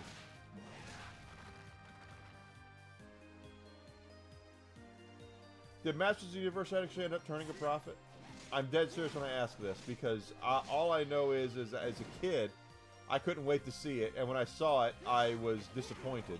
As a kid, okay, I was disappointed. Because it had a couple of the characters from the show. And, you know, later on I've grown to appreciate it, but, well, Transformers. Transformers, the animated from the 80s. Lost money at the box office. Yeah, no, well, they were supposed to put Orko in it, and then they realized, oh shit, Orko's going to cost a whole lot of money. So that's where Gwildor came from.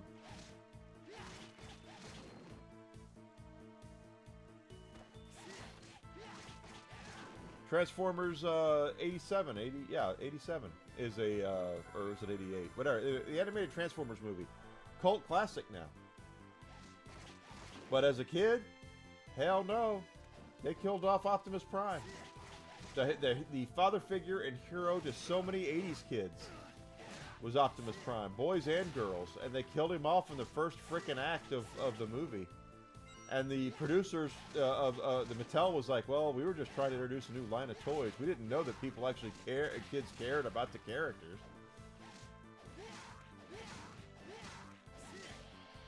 Yeah, the animated one. Yeah, Transformers the movie.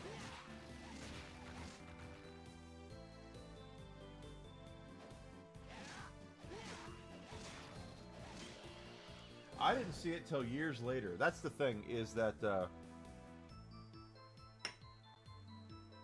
I know I've talked about this. My family, we didn't have a lot of money when I was growing up, so the times that we almost never went to the movies. Okay, now my dad was famous for, like, he would subscribe to HBO for a month, and then he would get out the VHS tapes and tape every effing thing he could off of HBO or Disney, the Disney Channel, which was a premium channel at the time, or things like that. But we never went to the movies, hardly ever. Now, I could probably count on, if I really sat down and thought about it, or if I asked my parents, I might have seen in the 80s maybe less than 10 movies in the theater, okay? The entire decade of the 80s. So, I didn't see Transformers movie in the theater, but I watched the show religiously. And I tuned in after the movie came on, and here's the new season of Transformers, and it's completely frickin' different. I'm like, what the hell? I had no context. I'm going, where the hell's Optimus Prime? Where the hell's Megatron? Where the hell's Starscream? Where the hell's... Okay, there's Soundwave and there's Jazz. Where the hell's anybody in this? And I had no idea, and it wasn't until a couple years later, because my local video store had Transformers the movie, but they had it on Betamax. They didn't have it in VHS. Betamax was the competing format. You stopped watching after the movie. I watched religiously, and then I watched the movie, and I was like, oh, okay, now I see. And then in the last episodes of the last season of Transformers, they brought Optimus Prime back. I do remember that.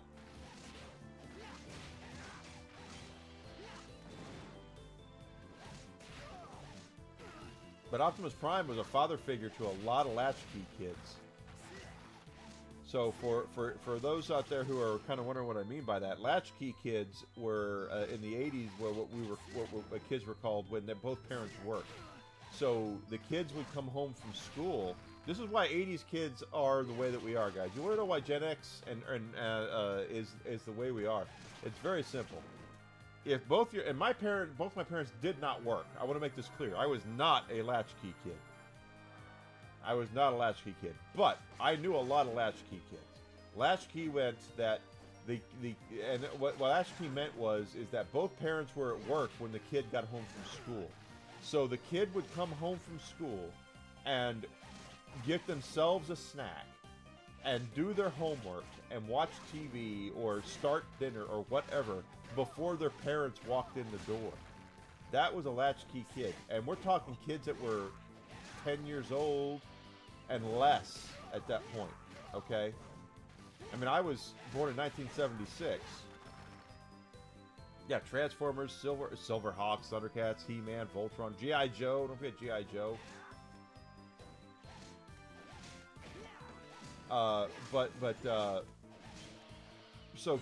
These latchkey kids would come home from school. Their mom and dad were at work. Well, they're doing their homework and having some crackers or whatnot.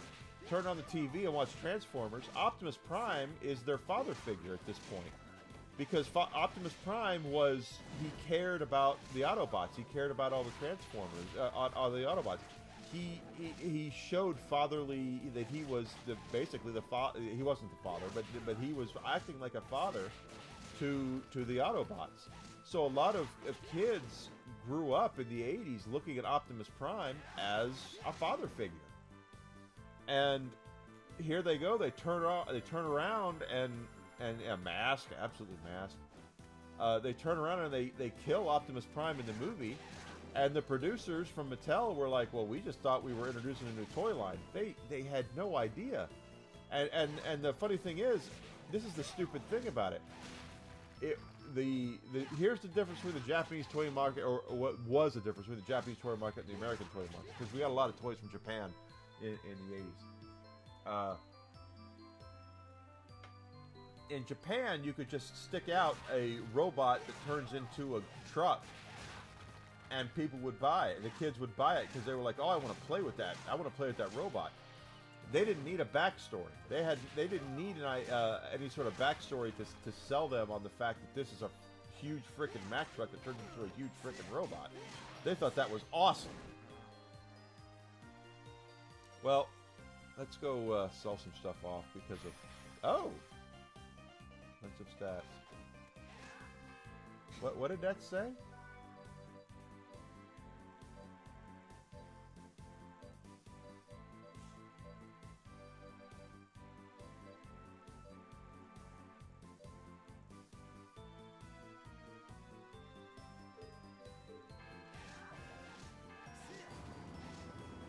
Anyway, the big thing for these toys coming over from Japan was they were always told that American kids needed a story. We needed a story to go off of.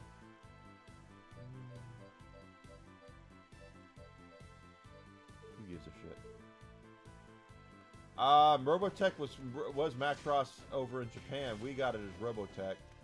And to this day, US Gold, is that the name of the company, still has the rights to Robotech, and because of that, we'll probably never see Macross come out over here because they don't want it to come out over here. But anyway, my point is that the Japanese were told we need a story. So anytime you saw, like, when He-Man and G.I. Joe were coming out here and things like that in the 80s, the producers were like, what do we do? And they literally went to like Marvel Comics and said, make us a story with these characters, and that's where we got a lot of the stuff from Transformers, He-Man, and G.I. Joe, for just off the top of my head.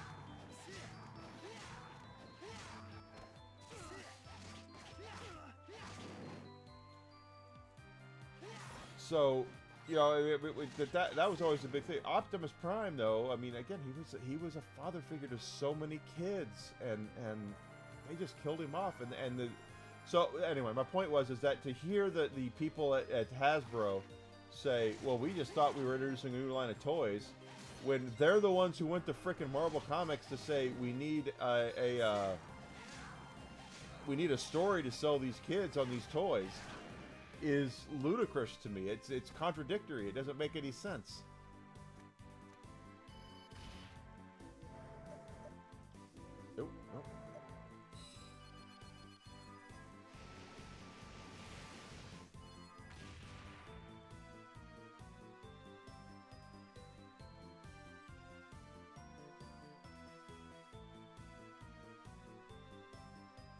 we have stuff to see if we can sell a couple of things, just simply because of the money aspect of this game.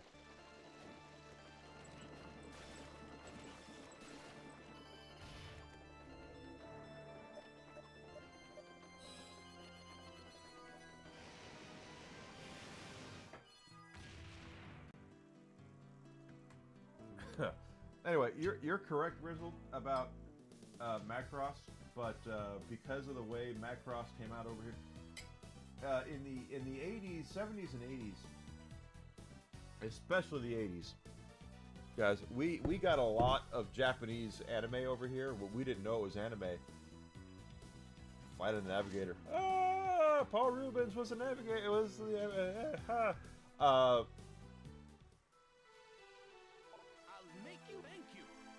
right, I said. I'll make you a deal. Here we go.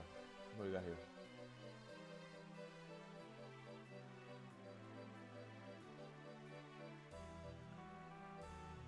Nine of those. We only hold 9 of whatever.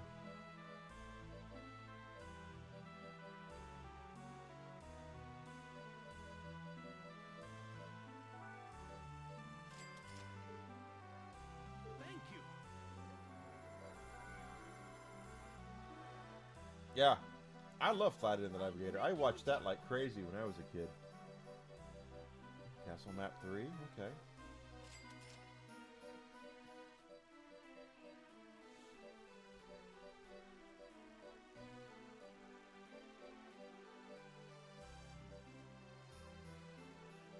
I'm purposefully not...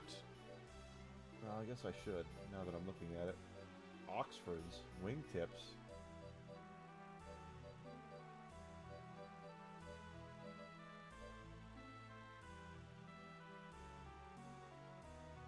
Last Starfighter was a great movie. Loved The Last Starfighter.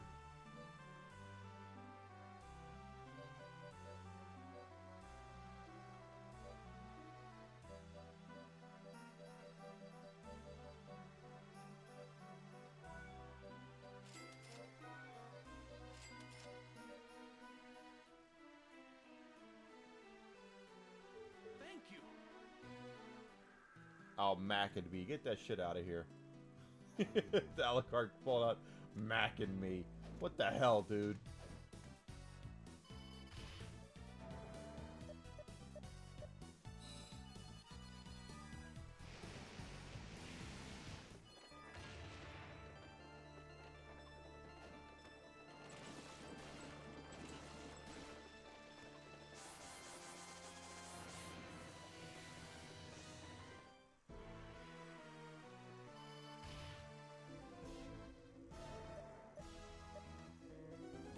Always doing that wrong.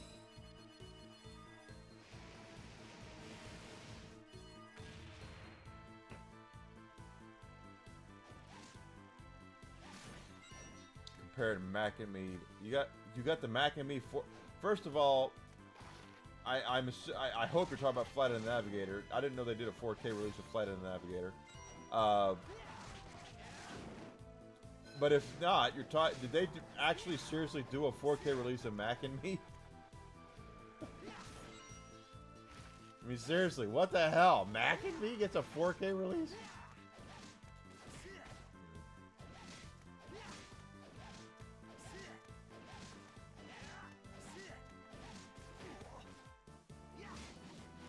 Dick.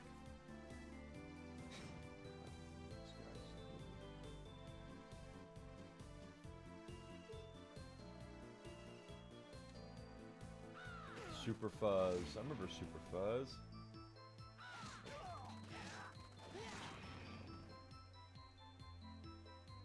They did a 4K release of Mac and Me. What the hell, dude?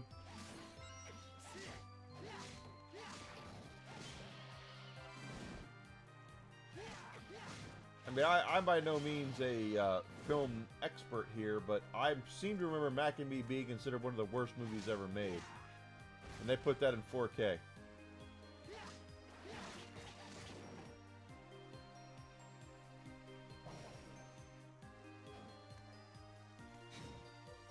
Oh, it's an equip, isn't it? That's why I didn't see it. Okay, let's see.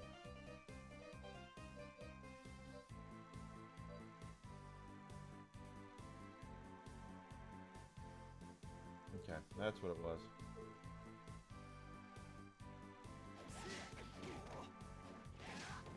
Mac and Me got a 4K release for Flight of the Navigator. What the hell?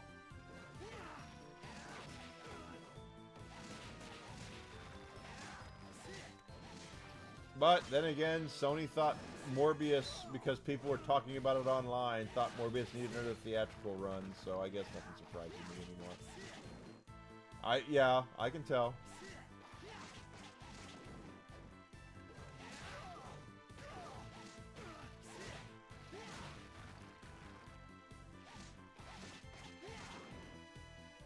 I mean, Jesus Christ, that is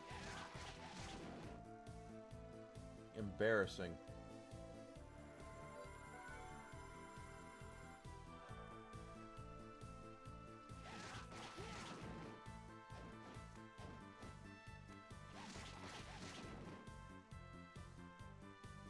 It would look good in 4K. Flight of the Navigator was a huge deal. That movie was so. The build up to Flight of the Navigator, for folks who've never seen Flight of the Navigator, the build up for that movie when you're watching it, the slow burn for what actually happened for everything is so good, is so well done. This kid, he disappears. He shows back up at his home, where he lived, like 20 years later. He hasn't aged a day, but his younger brother now lives there or something, has kids. Oh, whatever. I haven't seen it in a long time. But the thing is, everyone's aged like 20 years except him. And they're like, what the hell? How is this happening? And you just have no idea what's going on. The buildup is so good. It is so good.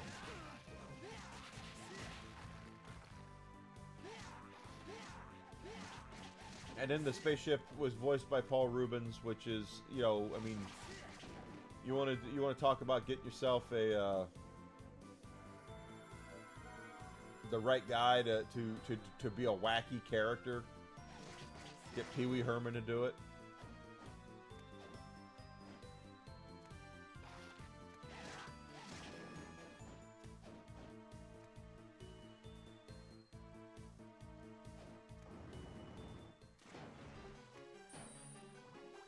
So that's what's messed up, though, is that Mac and Me, he time traveled without knowing it. That's the thing, yeah. He was a kid. He had no idea what was going on.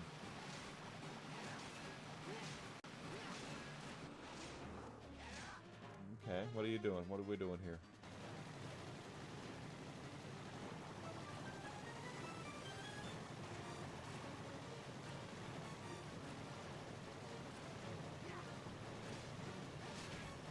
Shit, didn't mean to take that. Whatever.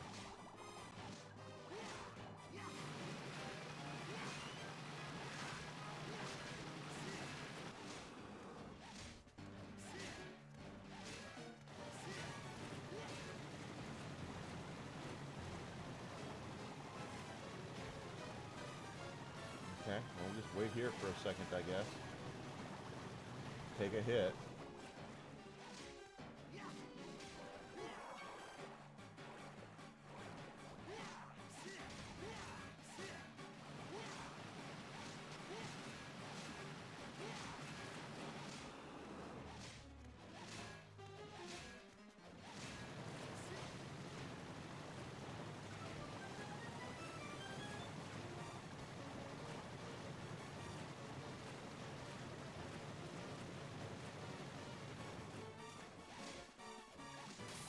Hey, I got it. There we go, baby. About time.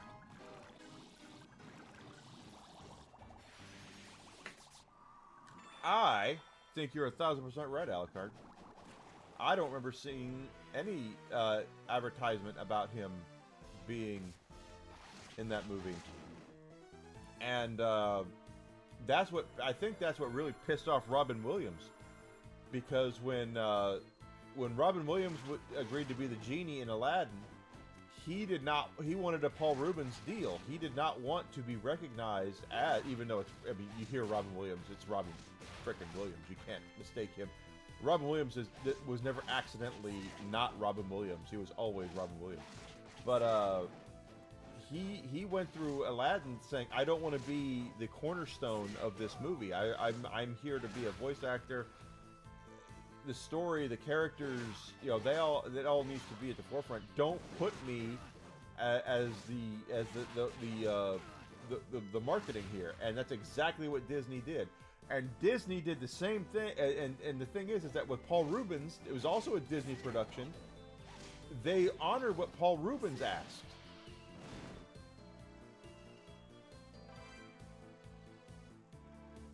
They absolutely honored what Paul Rubens asked, but they didn't do it with Robin Williams. So when the time came for the Aladdin sequel, Robin Williams turned him down. Said, hey, I don't want to do it. And that's why Dan Castellaneta is now, because Robin Williams is no longer with us, the official voice of the Genie. Because she was the backup.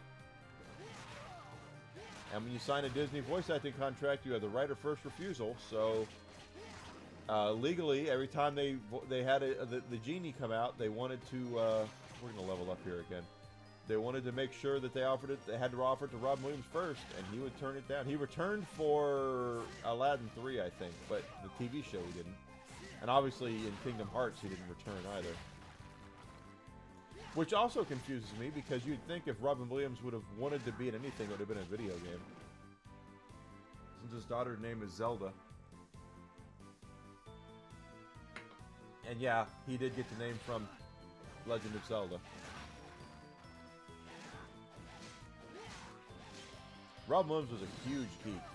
For those who are like not aware of the amazingness that was Robin Williams, Buddy was a massive comic book, anime, video game geek all day long.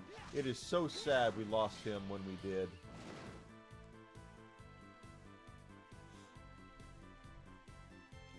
Because he wanted to be taken seriously. This is the thing that kills me about that, Alucard, now that you say that. You want to be taken seriously without being recognized as Pee-wee. If you watch... I'm sorry. And I'm dead serious when I say this. You watch Flight of the Navigator, and you hear Paul Rubens' voice. He's being Pee-wee Herman. He's not even pretending not to be Pee-wee Herman.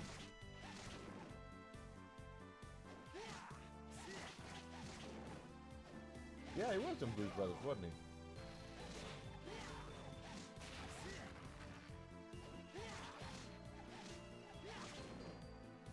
Doing it again with my damn directional pad.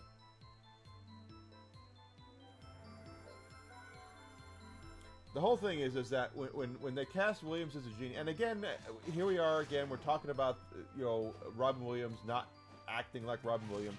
If you watch Aladdin and you watch the Genie, there's no doubt that's Robin Williams. You just know it, because he wasn't exactly being shy about it. The same thing with Paul Rubens not being shy that he was Pee-wee Herman as in Flight of the Navigator.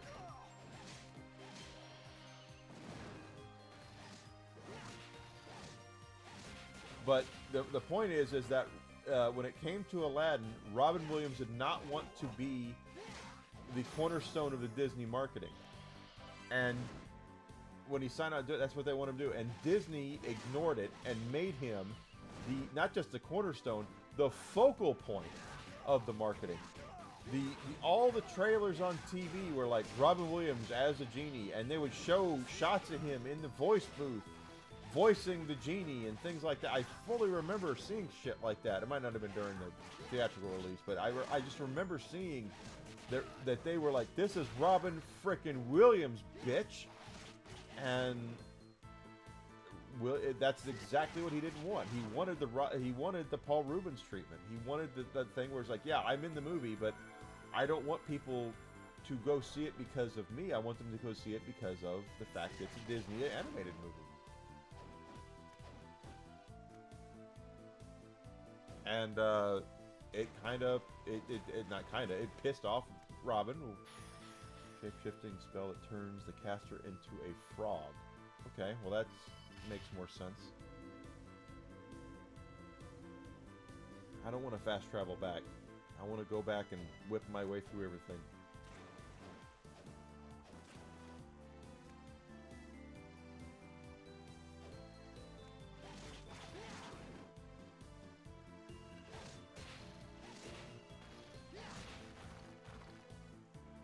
And it does still hurt. I miss them both. But Robin Williams, absolutely. The dude. The sad thing about, I mean, it's sad for both of them because we didn't know Pee Wee had cancer, or Paul Rubens had cancer. I meant Pee Wee, Paul Rubens. We didn't know he had cancer, which is sad that he didn't tell anybody. And to be fair, it's also sad he didn't tell anybody that he was into some. Wasn't he gay? It didn't matter. Doesn't matter. The thing is, it doesn't matter if they're gay or not. The thing is that Pee Wee, Paul Rubens and Robin Williams gave so many people joy, and it what really pisses me off that Robin Williams took his own life. He was in the blacklist. Yeah, it might have been. That Robin Williams took his own life because of how sad he was as a dude, as a normal guy, and it's just like one of the funniest men to ever walk the face of this planet. One of the I'm sorry, y'all can, these kids today can talk about who they think is funny. Robin Williams was by far a top 5 funniest man to ever walk the face of the planet. He absolutely was. And to find out that he was struggling internally the way that he was with mental health. Robin Williams was gay. Okay, I mean, not Robin Williams. Not Robin Williams. Paul Rubens was gay. Wait a minute. When Paul Rubens got caught in that theater, there's nothing wrong with it. There is nothing wrong with it. I don't care if he's gay or not. He brought, again, the thing is that it doesn't matter, and that's the thing that a lot of these Hollywood elites don't quite understand is people will. If you are genuine and you are you're bringing joy to people, and you're not pushing your some sort of agenda, yeah, I mean that's what I'm saying is that it doesn't matter that Paul Rubens was gay. It doesn't matter at all. It absolutely does not matter. There's nothing wrong with it. He didn't come out on Pee Wee's Playhouse and say, "Hey kids, you should all be gay." He didn't. He never did that. He was Pee Wee Herman the character, and brought joy to millions of kids every single week. And a lot of it, you know, I realize he had problems with the adult theater and all that, but there was no agenda. There was no nothing. It was just, kids, I'm going to show you how to make ice cream soup. Kids, we're gonna have fun. Let's just have a fun Saturday together. Yeah, that's exactly what it was. Didn't matter that he was gay. That Paul Rubens was gay, is what I'm trying to say. But you know, Robin Williams is the one that really is sad because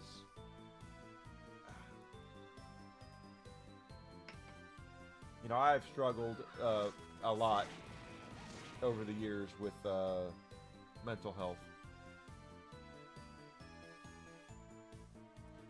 You know, I'll tell you this, Grizzle, this is really funny. I might have said this before, so I'm sorry if I'm repeating a story that you guys have heard before. I have been to the Alamo. GameStop had their managers conference one of the years I was there in San Antonio, Texas. And the reason why was because for lack of, you know, we had 5,000 plus people coming to one city. There was very few cities that had a convention center that would hold that many people, and a city could hold that many people. San Antonio was one of them. So we went to San Antonio. I show up the day of the flight in, and I say, I know how GameStop managers conferences go, right? Where you have no time to do anything. So I show up before there, check into my room, and I go to the concierge and say, get me a taxi to the Alamo. It's like, I'm gonna go see the freaking Alamo. Because it was before all the GameStop shit was happening. I was like, get me to the Alamo right now. I want to see the Alamo. And the concierge looked at me right in the face and said, it's right around the corner. And I was like, what? And he goes, yeah, just go walk down here. Just here, take a left, walk down here to the cross street, walk down there about 100 yards, and you'll see the Alamo. It's right there. So I go to the Alamo. And he's exactly right. And what I mean, I don't know how a lot of people look at touristy stuff, but because I've been to so many places, touristy stuff, when they say, like, oh, this is in, this tourist attraction is in Seattle, Washington, or, you know, I'm just making that up, so I don't know. The fact of the matter is, it might be in Seattle, Washington, or close to Seattle, Washington, but it's probably not in downtown Seattle proper. The Alamo is in downtown San Antonio. I mean, it's right there. It's right next to the Riverwalk. So, it's right there. But I go to the Alamo. Homie the Clown. Can't be Bozo. Okay, one famous clown can't be Bozo. Well, then Pennywise. Ronald McDonald. Okay, can't be Bozo. Oh, here's a deep cut. Cookie the Cook. Oh my gosh, I can't say Bozo, so I'll say Cookie the Cook. But anyway, all the Chicago people are like cheering right now because I said Cookie the Cook.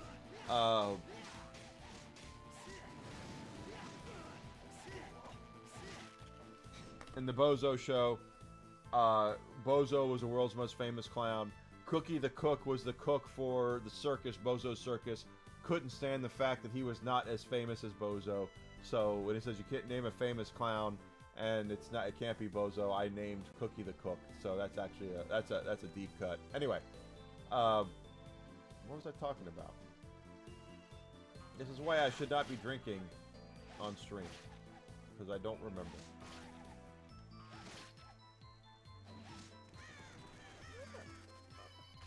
Look at that. We're 8,000 points away from their level up.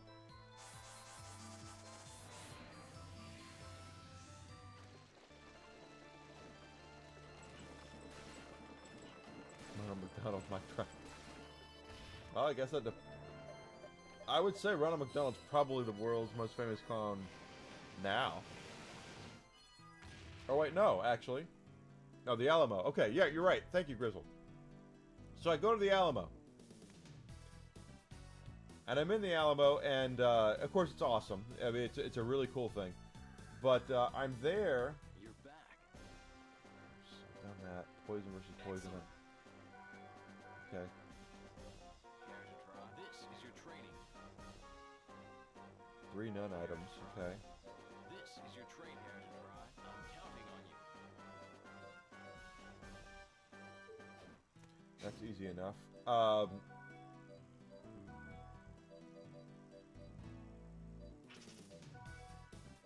Hold on here. We're doing none stuff here, right?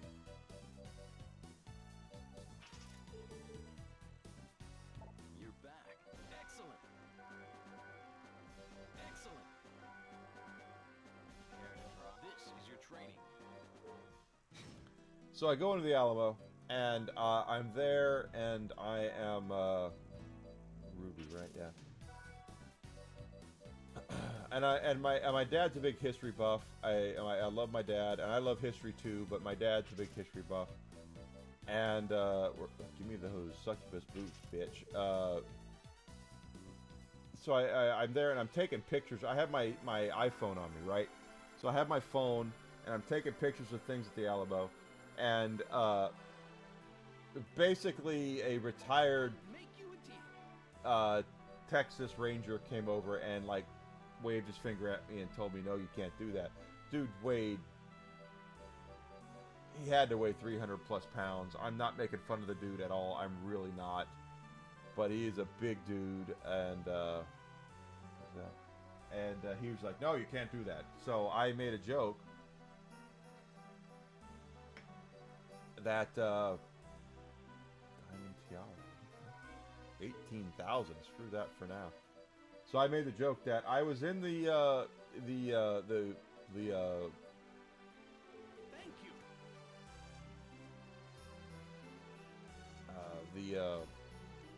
Alamo, but I wasn't allowed to take pictures because Pee-wee's bike was there, and they couldn't have me taking pictures of Pee-wee's bike. Was my joke, and I think that's funny. But first, I don't know what the statue's fear is under the rubble. That last edition money are $7.77.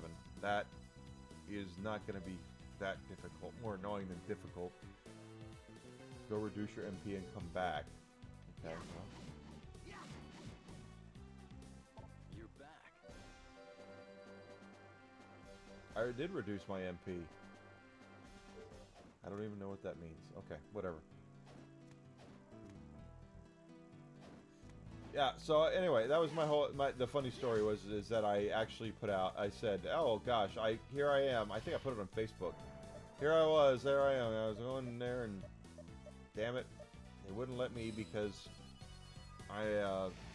Pee-wee's bike was there and they wouldn't let me take pictures of it. I think it's funny. Probably oversold because I'm a little inebriated.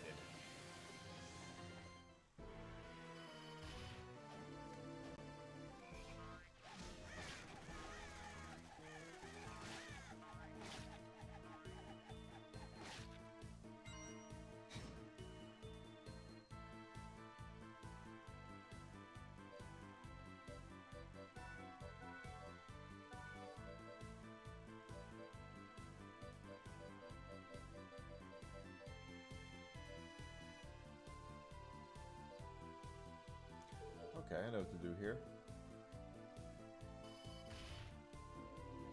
Or somewhere.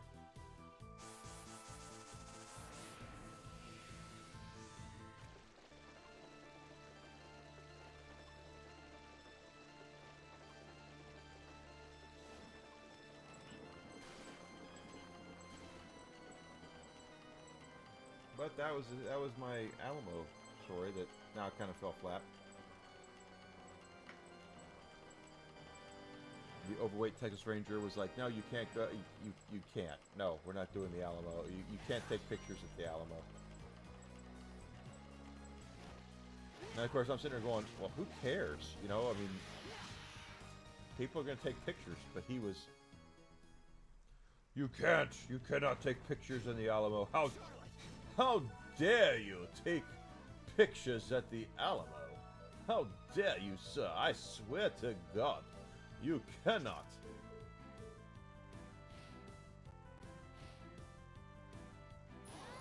Okay, that was wrong.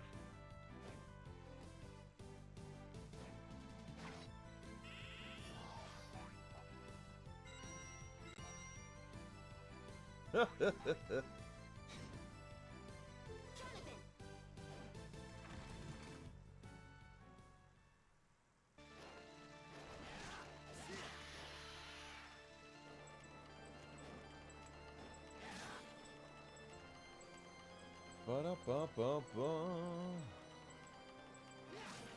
We'll save our game real quick and then we'll continue on. Dollar bills, y'all. 2,000. I know, 2,000 each. Did I oversell the story about the Alamo? I kind of feel like I did. I just thought it was funny that I went in there and I was taking pictures, and here he goes, and I go, what do I do? And I made up this story about Pee-wee's bike, and I thought that was really funny. Because, as we all know, where's Pee-wee's bike? It's in the basement of the Alamo.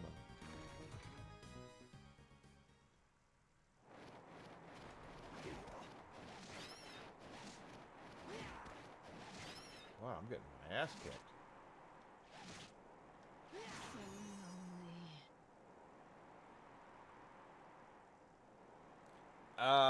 They are not kidding when they tell you there's no basement to the Alamo. I guarantee you they probably get that a lot. To be fair, the Alamo is a really cool tourist attraction. It really is. It's nice to see. I love history. I love to learn how things became the way that they are, and you know, the Alamo was a big thing. Uh, we took Texas from Mexico, guys. That's just how it works, and the Alamo was one of those things. I don't think the Alamo was the linchpin of it, but it doesn't matter. The thing is I love learning. I love seeing that stuff. I love history. Okay, we can't move up there. Yep, in there, nothing there. Hit that, we're good. Oh, okay, just burn yourself, because why the frick not? Oh, crap.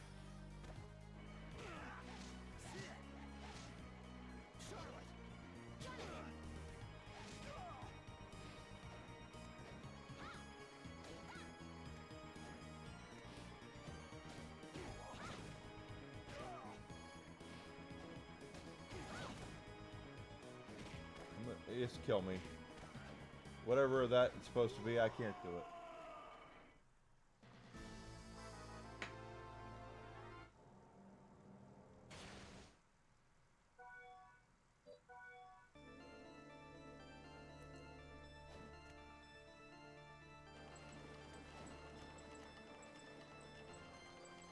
Where are we supposed to go next?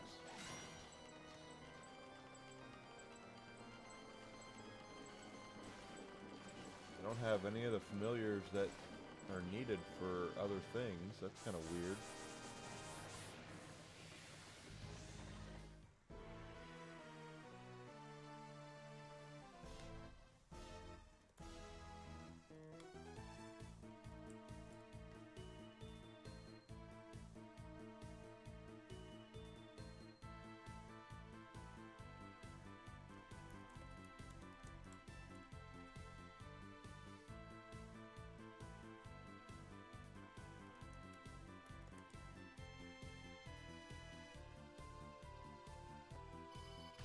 Oh, good night, Grizzle. Thank you for being here, bud. I'll see you hopefully tomorrow. I know I'll be here tomorrow.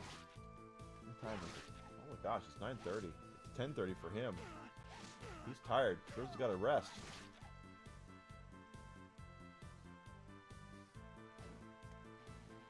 Okay, I do see that area up there, but I don't know if I can get up there. Oh.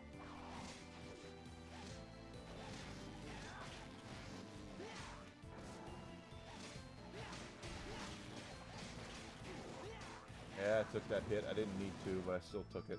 Like a champ. Oh, look at that.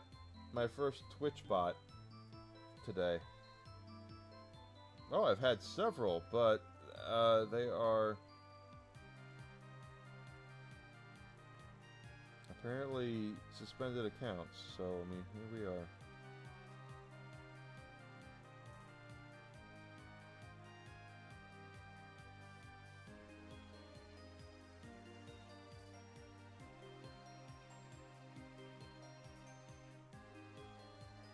To be fair, Twitch bots are not as bad as Kick bots, although I'm sure there's probably people would probably protest that and say otherwise.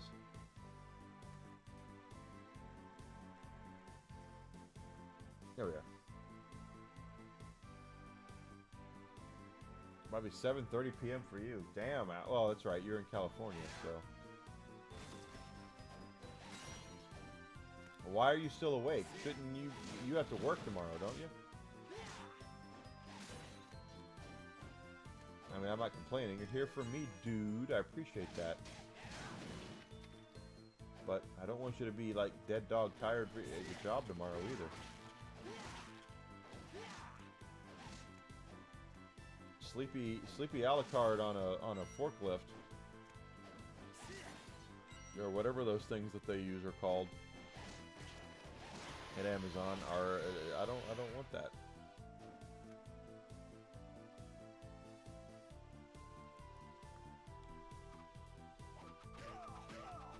Ah.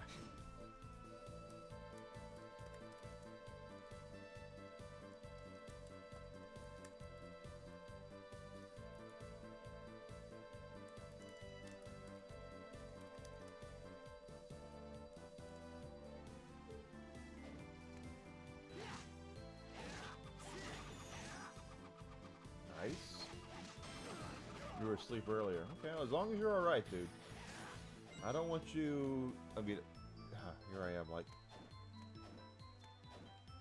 Of course, I want you to be...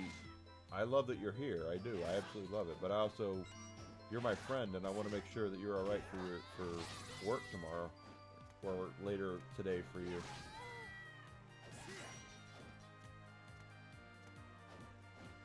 I did not explore this area at all. Okay, here we are. Oh, a safe spot, because why the hell not, right?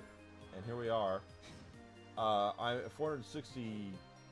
I'm going to go ahead and out on a limb and say 1,000% probably, and I don't remember. I'm just guessing, even though I played this. I'm going to guess that 1,000% is probably the max. Astral Brooch. Worse than the diamond one. Okay.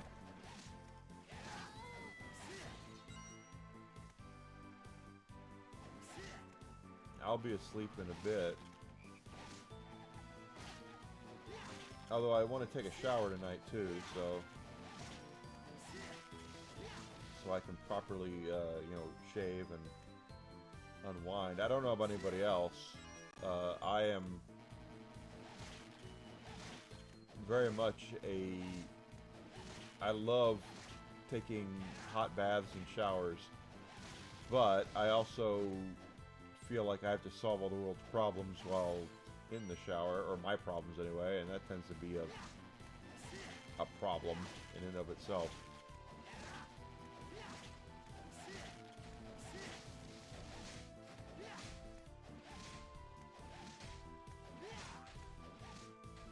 I think I did this, but I died. He killed it? Oh, I didn't know that. So he died. Oh my god. Love serve a noble knight. Well, it's not as good. That poor guy. What did he do? I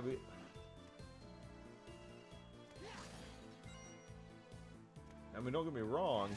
He was not. He wasn't an attractive man, but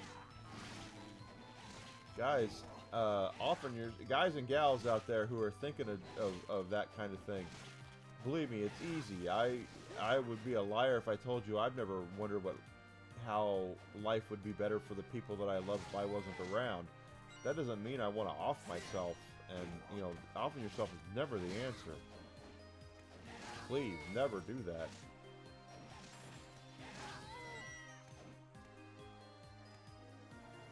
Gunshot wound to the head. Did he leave a note? Did they say he left a note or anything?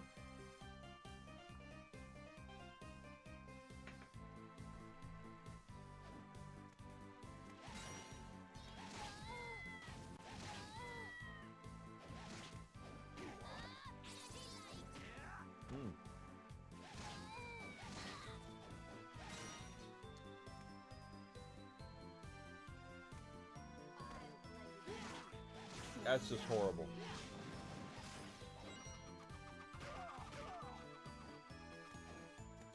Guys, there's always another way, okay? There really is.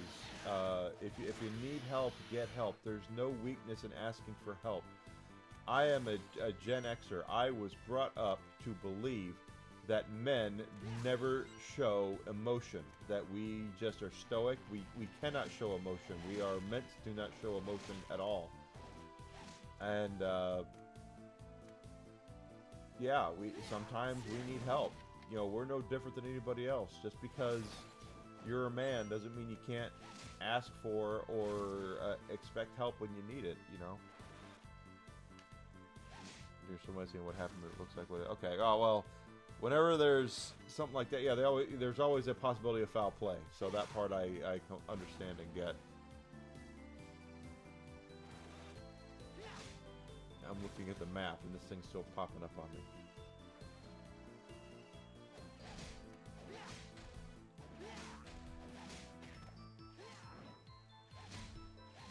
The whole point is, folks, is guys and gals out there, there's always another way. The world's a better place with you in it. It really is. You know, you might not think you have any sort of impact on people, but you do. You know, if you go to your local McDonald's or your Starbucks and you smile at the person that's there for you, that's giving you your food, or you say, I you know what, I hope you have a really nice day, or just give them a kind comment. Hey, you know, you have a nice smile. Hey, I love what you're doing with your hair. You never know what the things that you say or do can really go to help somebody.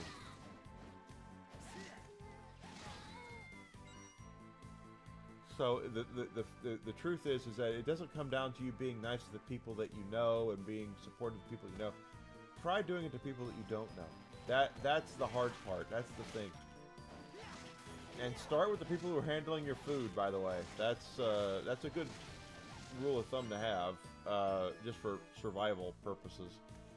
But there's always another way. There really is.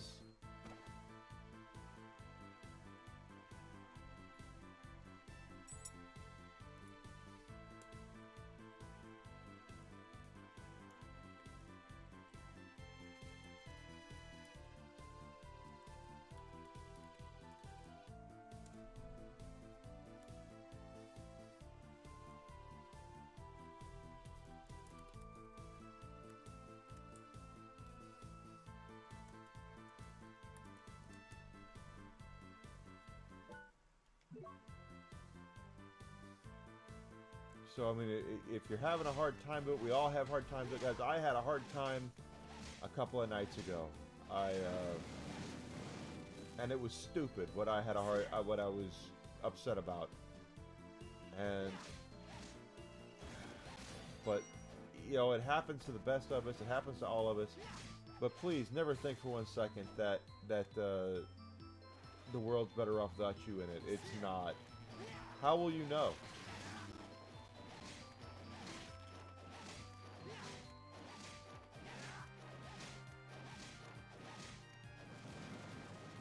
Let's level up.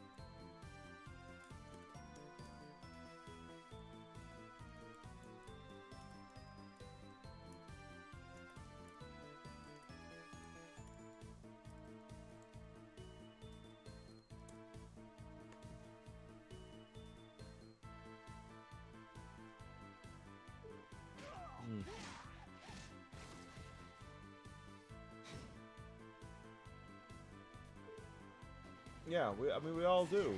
No one's life is perfect. You know, if you can go into anyone's stream right now. I mean, I try to be positive to everything. I can sit here and tell you all the wonderful things in life that are how lucky and fortunate I am. And believe me, I am very lucky and fortunate to be where I am today. I am by no means saying I am not. Have I earned any of it? Maybe.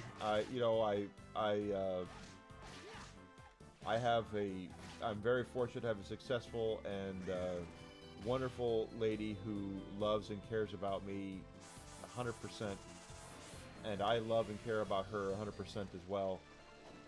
No doubt about that at all. But I'm not going to sit here and act like that I've never had.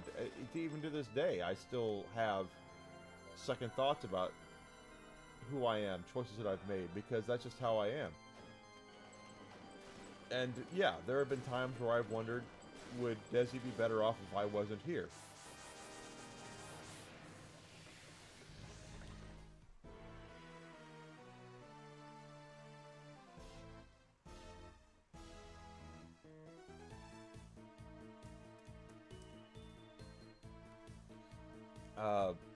That doesn't mean I've ever thought about offing myself. We all go through stuff. We all have problems, and we all nothing's perfect. You know, even I think the funny thing is that you see a lot of, especially with streaming, when you see a lot of streamers, won't mention any names, but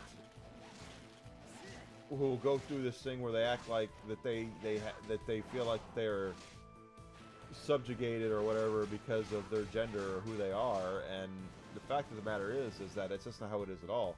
I understand having second thoughts. I have second thoughts about myself constantly.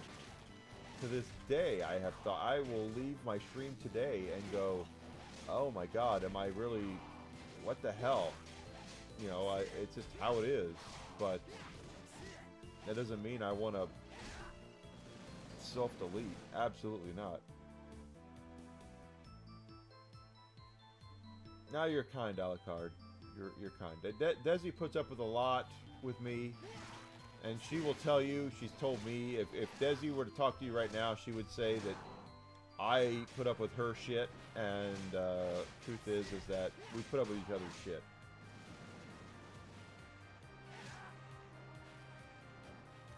But she's by far the best person I've met in my life. If I can, if I breathe my last breath being half the person that she is, I will live a successful life.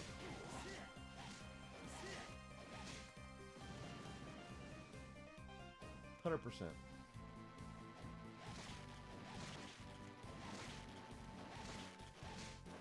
And I don't mean that in a self-deletion sort of way for those who might be wondering. I'm saying that in a sense to where I'm 50 years old. I've got, I'm on the back nine of my life. It's gonna happen at some point. If I can have the positive impact on people's lives that she has had on people's lives herself, it'd be great.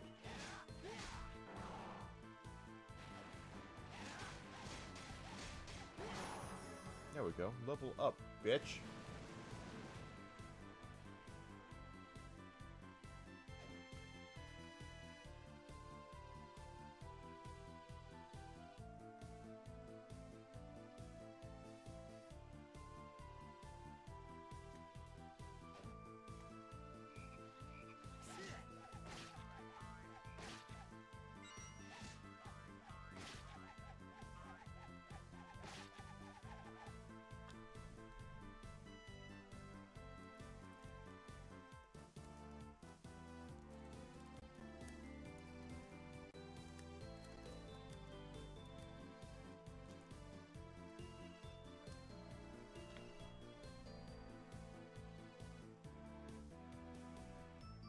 You know, I've said that a million times. I know so many geeky guys out there, and believe me, I empathize 100%.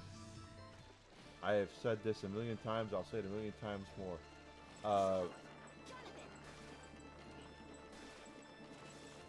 When I was a youth, when I was a young adult, I desperately wanted a woman who was into the same things that I was into. And I thought all day long, if I could just find a gamer girl, if I could just find a girl who is into gaming and geek stuff like I am, I would be happy forever. And that would be so good. Well, I got my wish.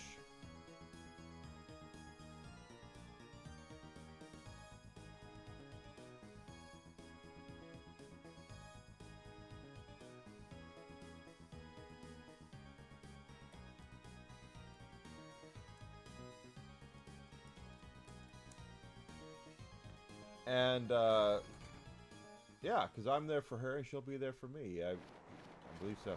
But I before I met Desi, I was dating a gamer girl. And she was into sci-fi stuff and all that stuff. I thought she was everything. Cute. I thought she was everything I wanted. And I've never met someone in my life that was so miserable of a person. And she was so miserable that she took how miserable she was out on everybody around her, and it got horrible. It got destructive for me because I'm the one hey, let's go do this. Hey, how can I make you happy? You know, things like that. And there was just no making her happy. There was just none. Just whatever she's doing now, Danny. And I mean this. I just said her name. Whatever you're doing out there, girl, I really do hope that you're happy. I really do. I have nothing but the utmost desire for everyone that I've ever run across to be happy, and I really want that. But you just get to the point with some folks where you realize, if I had won the lottery, that still wouldn't have made her happy. You know, that kind of thing, where she was just, there was nothing that was going to make her happy.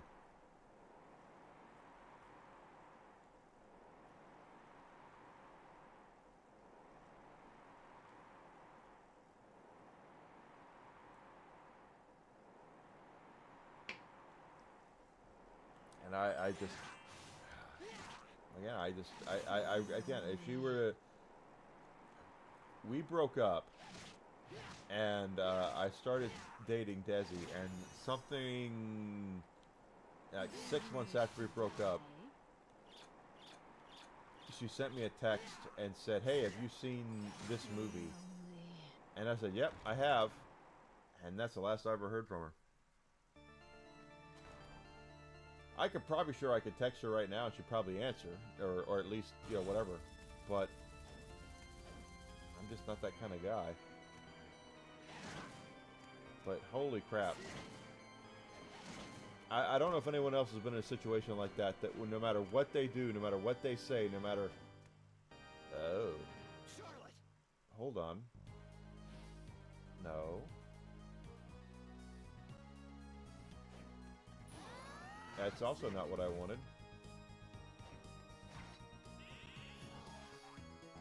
Here we go. Okay. $20 million to spend 60 minutes. Car. Yeah, do I have to spend all 20 million?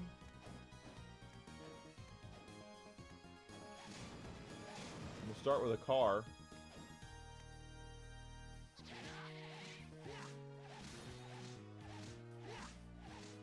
How about a full tank of gas? Does that count right now?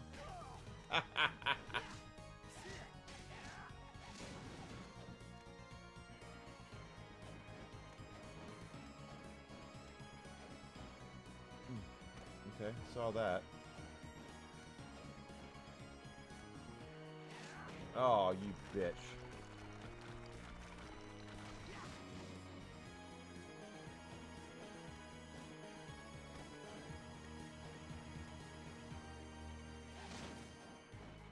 I mean, you get Lambos cost quite a bit now. There's no limit on the items.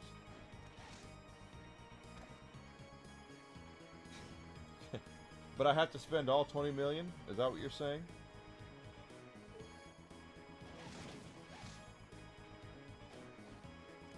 I have to spend all 20 million in 60 minutes. What do I get if I spend all 20 million in 60 minutes? Because if it's nothing, then I'll buy whatever with with that, and it won't matter.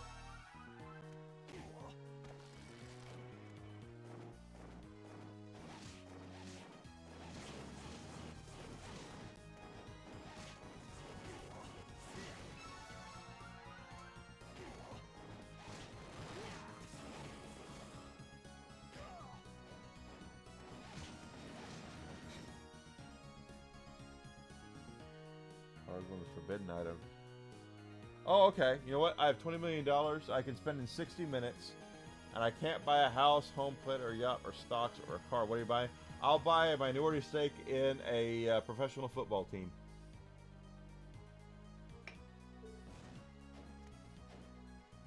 Give me a minority stake in the Pittsburgh Steelers. I will totally be there for that.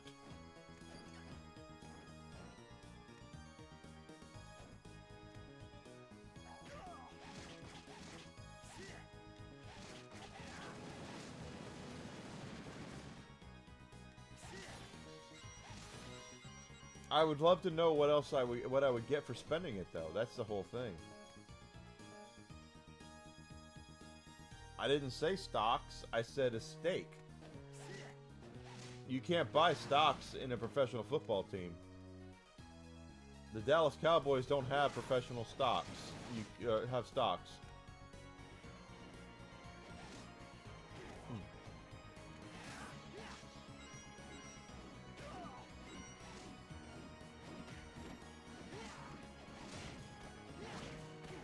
But again, I was not given any sort of reason as to why I need to spend that money.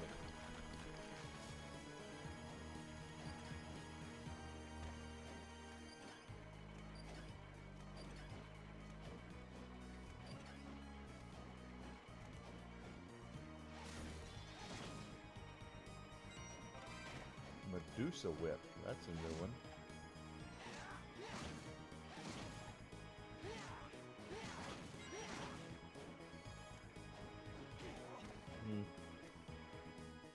Here we are. Equip. Can turn into stone, but it's a very weak whip.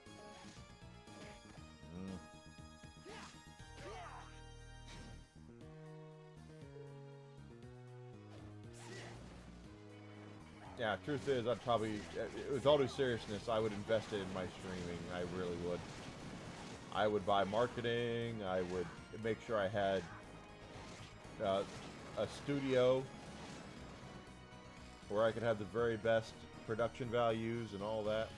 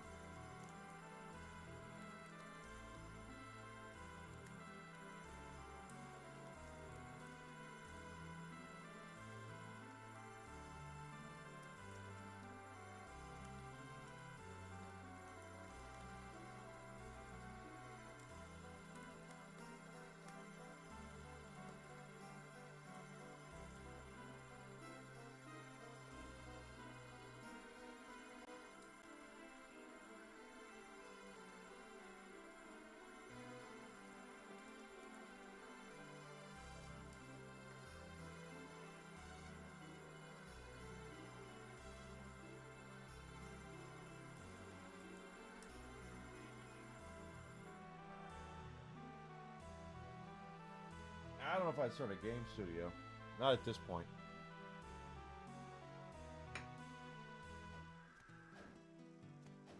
I might invest in getting a gaming studio for me to stream out of, where I might get a place where I can and here we go. Before I go any further, I am not complaining about what I have here. Okay, I'm not. But if I had a gaming studio where I could stream and have professional lighting and be able to display, have a place where I can display all my games, so I can play them, and not have to wonder about what I have and what I don't have, you know, that kind of stuff. Yeah, I would do that. Blue cape. What is a blue cape? Better. Take it.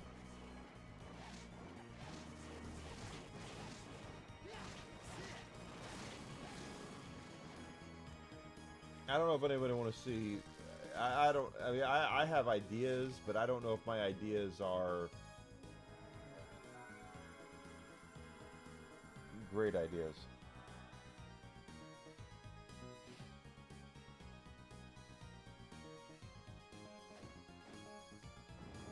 Another boss. Oh, we found death. Look, that look you have. I'm assuming you've run into Brona. That's none of your business. You won't escape this time. You realize there's no connection between myself and Brana, don't you? And yet you still challenge me. If my research is correct, you have a strong desire to see Dracula revived, correct? Even if you're not working with Brana, you still have to be defeated. Challenging me, even though you can't use the whip. How utterly absurd. But I'll play with you anyway.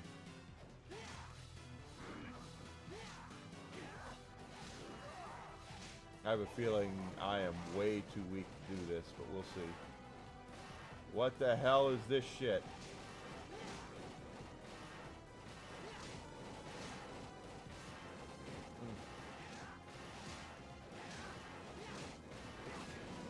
He guards against the axe.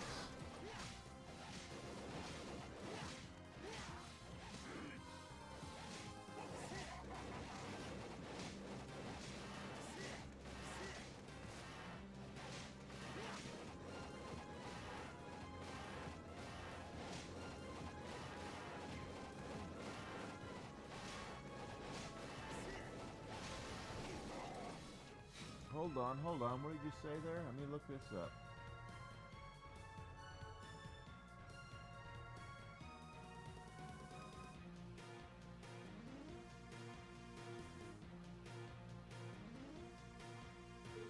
But they're available right now. But are they going to take them from you? Again, here we are again. I have a lot of Capcom. I died.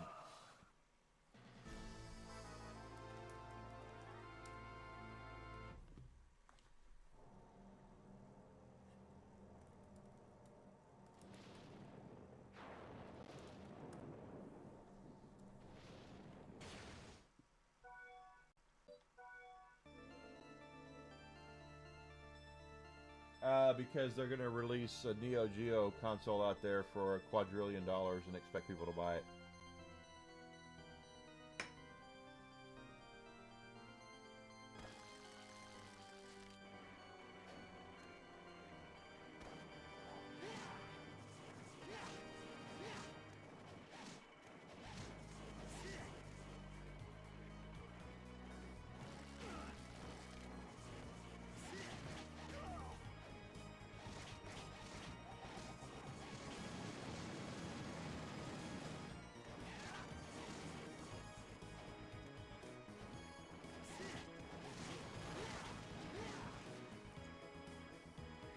I mean, to be fair, oh, it has a browser base for a limited time. Okay, then there's no point in it for me. I mean, I own everything that Capcom would release for that. I own. So no offense to Capcom at all. I'm glad they're doing it, bringing more people into their to see how brilliant their arcade stuff was worth.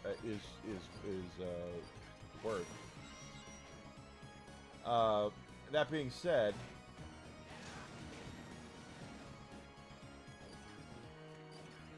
the stuff that they need, that Capcom needs to look at releasing, is going to be the licensed stuff. Rose whip that I got.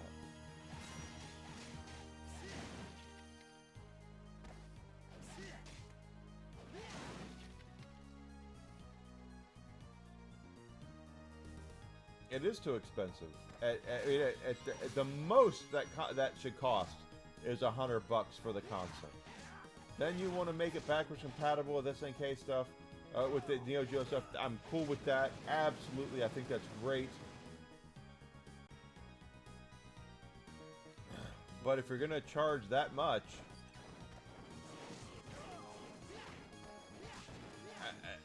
that's just a lot of money for 30-year-old stuff, okay, guys? And I will sit here and defend. I will defend all day long the choices that SNK made with the Neo Geo. I absolutely will, because what they did was brilliant. Expensive, unaffordable as hell, especially in the 90s. But what they did was so smart. You want arcade perfect? Here it is.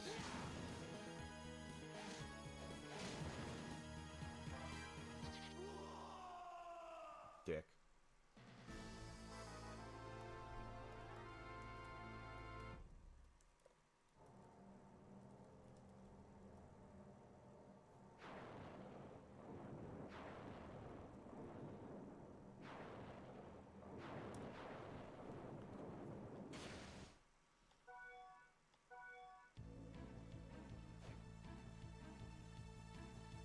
That is the wrong save file.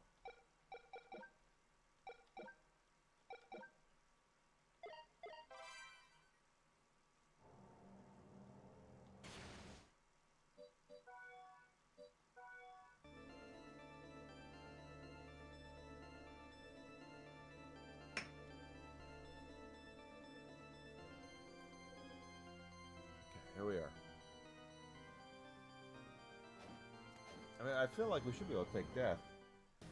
Yeah, well, Arcade Perfect was the magic terms. Okay,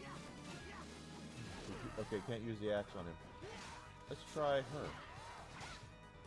Oh, she's even worse. Arcade Perfect was the magic words back in the 90s, guys. Everybody wanted Arcade Perfect, okay? We all wanted Arcade Perfect. We wanted the arcade experience at home. So Neo Geo, in their infinite wisdom, and again, I'm not making fun of them. This is exactly what they want. They said, you want Arcade Perfect? We'll give you Arcade Perfect. Exactly Arcade Perfect. And what they meant by Arcade Perfect was, you want Arcade Perfect? Here comes the exact arcade games that you can play, but it's going to cost you.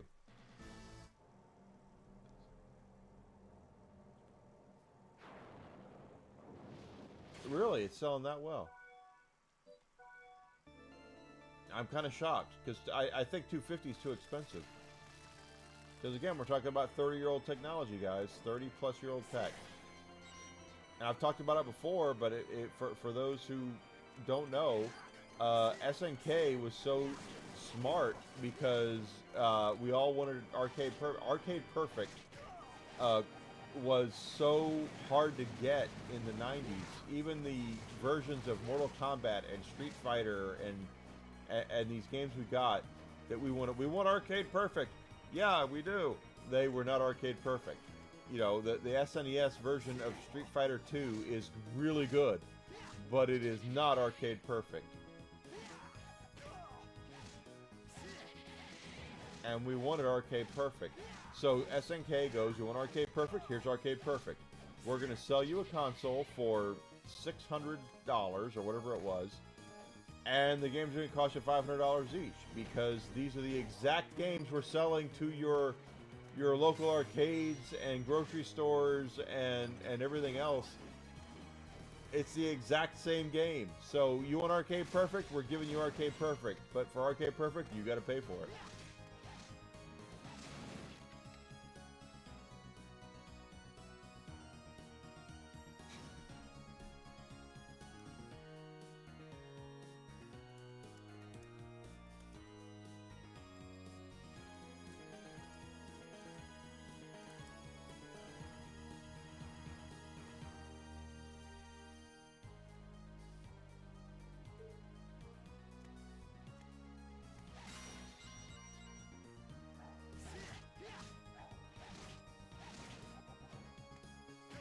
Oh, look at that. Praise for the mini consoles. Dude, I remember more than that. I remember the craze for the plug-and-play consoles. Back in the... That's not a false wall. Namco made a small mint off of a Pac-Man plug-and-play console, and all it was a joystick with it might have been HDMI. No, it wasn't HDMI at the time. It was too early for HDMI. But it was a joystick that had cords coming out of it. You plugged into your TV, and you could play Pac-Man and like Galaga and Galaxian and all those games that a couple of games they put on there, and it and it was so well received that everybody and their effing grandmother put out plug-and-play consoles at that time. Everybody, except Nintendo. Of course, I mean, when I say everybody, let's just exclude Nintendo, because Nintendo is going to Nintendo.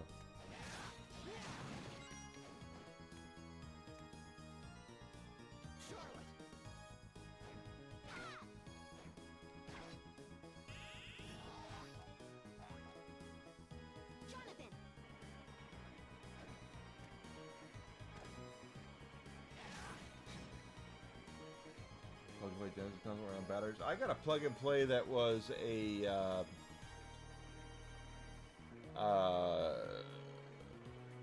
what's the word I'm looking for? Texas Hold'em.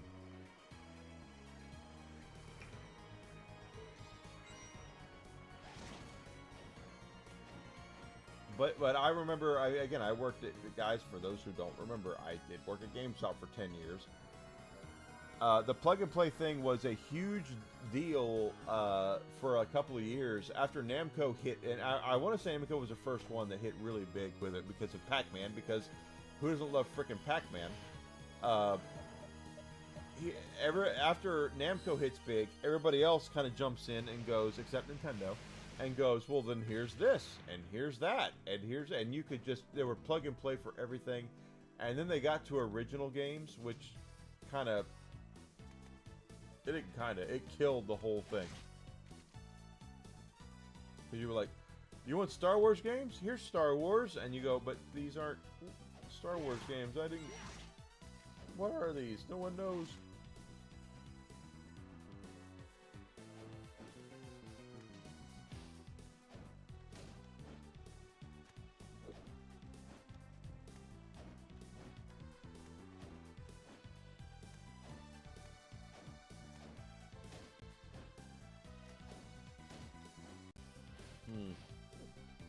I ain't working with a damn.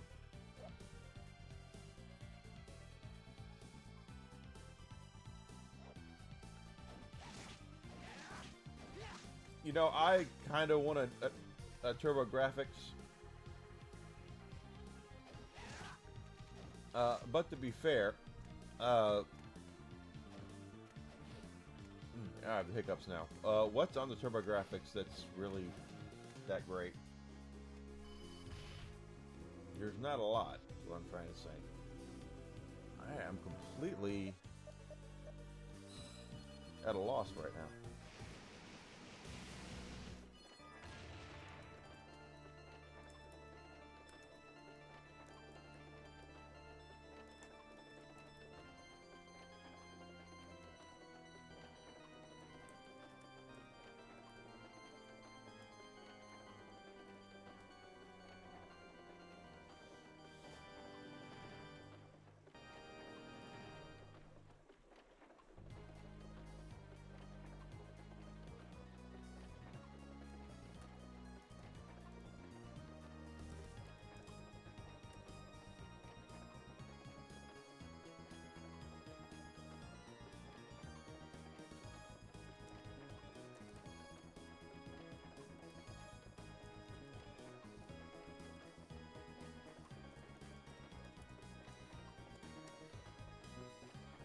Yeah, Bonk. Yeah, I mean, Bonk is probably the most famous. I mean, I don't want to make it sound like TurboGrafx had no great games, because it did. In fact, TurboGrafx had a better library than a lot of game consoles did, because the TurboGrafx was less distributed, I guess, or less popular. Not as many third parties were involved, so there's less shit. Because as things usually work, and I'm not just quoting the AVGN there, even though AVGN said that and he's right.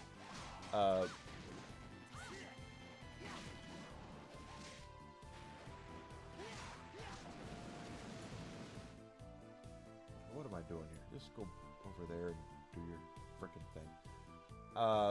My point is, there wasn't a whole lot on the TurboGrafx or PC Engine, I think it was called. I could be wrong about that. There just wasn't a lot there here in the States, and because of that, we didn't get a lot of the shit that would have proliferated Our, the NES, great game console, had a lot of third party, there's a lot of shit out there. Sega Genesis, same thing. SNES, same thing. There's a lot of game consoles out there that had a lot of, they were popular, they had a lot of great games, but because they were so popular, they had a lot of other, get out here. A lot of other games that were crappy, I mean, this NES has a lot of shit on it.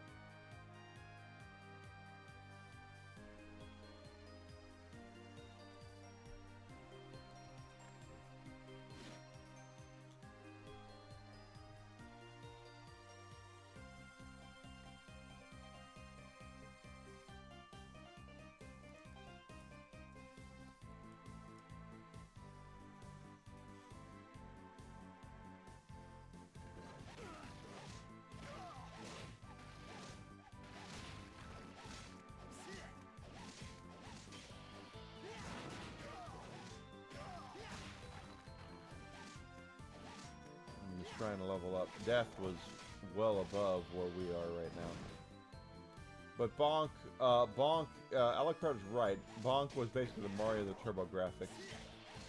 And Bonk ended up going on other consoles after the failure of the TurboGrafx, the same way that, like, Gex did.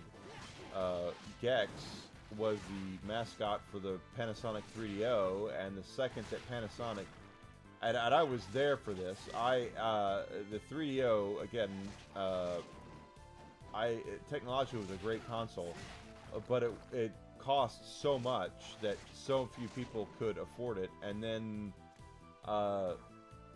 as a way to kind of make ends meet, Panasonic allowed softcore adult content to be produced for the console, including a couple of games that were barely games themselves, as in the infamous Plumbers Don't Wear Ties, which was not softcore anything, but it was borderline softcore anything.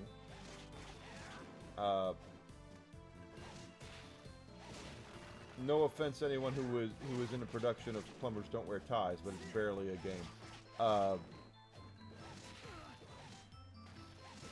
But I had in my store, I was not the manager. I want to be completely frank here, in my job as at Players in Conway, Arkansas. I was not the manager there at all. But I had a Panasonic rep come in, and she handed me a list of at least 100 games that were in development for the 3DO.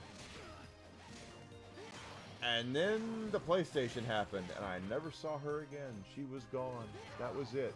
She had disappeared into the night. I'd never heard from her again. And we clearanced out the 3DO, and it was gone. Because they knew, Panasonic knew ahead of the fact that they were done, and they had nothing more they could do at that point. Similar to the Sega Saturn, or Sega Dreamcast. I know the Dreamcast has a lot of people out there that have fond memories of it. I'm one of them. But the Dreamcast saw what the PlayStation 2 was going to bring out a year after they released their console, and they said, yeah, we're done. We can't compete. Just why bother? And I don't blame them at all. But Gex was the 3DO mascot, and then after the 3DO collapsed, Gex suddenly appeared on PlayStation and N64 because who owns Gex now? I have no idea. Is it still? I have no idea. The thing is that they had reason to move into other things, and they released more Gex games than they did, but it was a very similar to Bonk, where all of a sudden he's the Panasonic mascot or TurboGrafx mascot, and they turn around and they're on other consoles because they knew they were getting their ass whipped and they needed to make some money.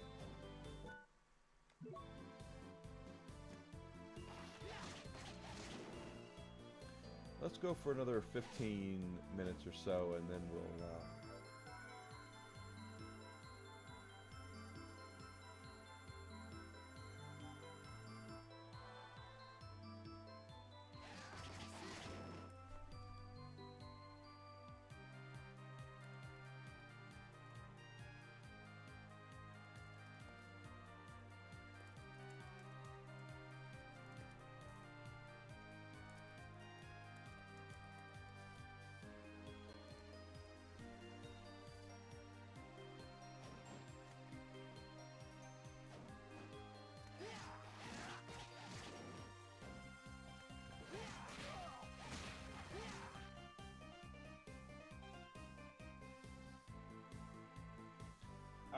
You're right, and the reason why, well, let's be honest. Okay, Alucard, you're right. You're talking about the American market, which is true.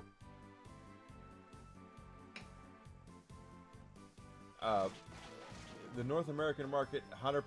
Alucard is 1,000% correct. The thing is that while North America, United States, was not doing anything with video games because the Atari 2600. Basically, what had happened was a lot of retailers were making tons of money off the 2600.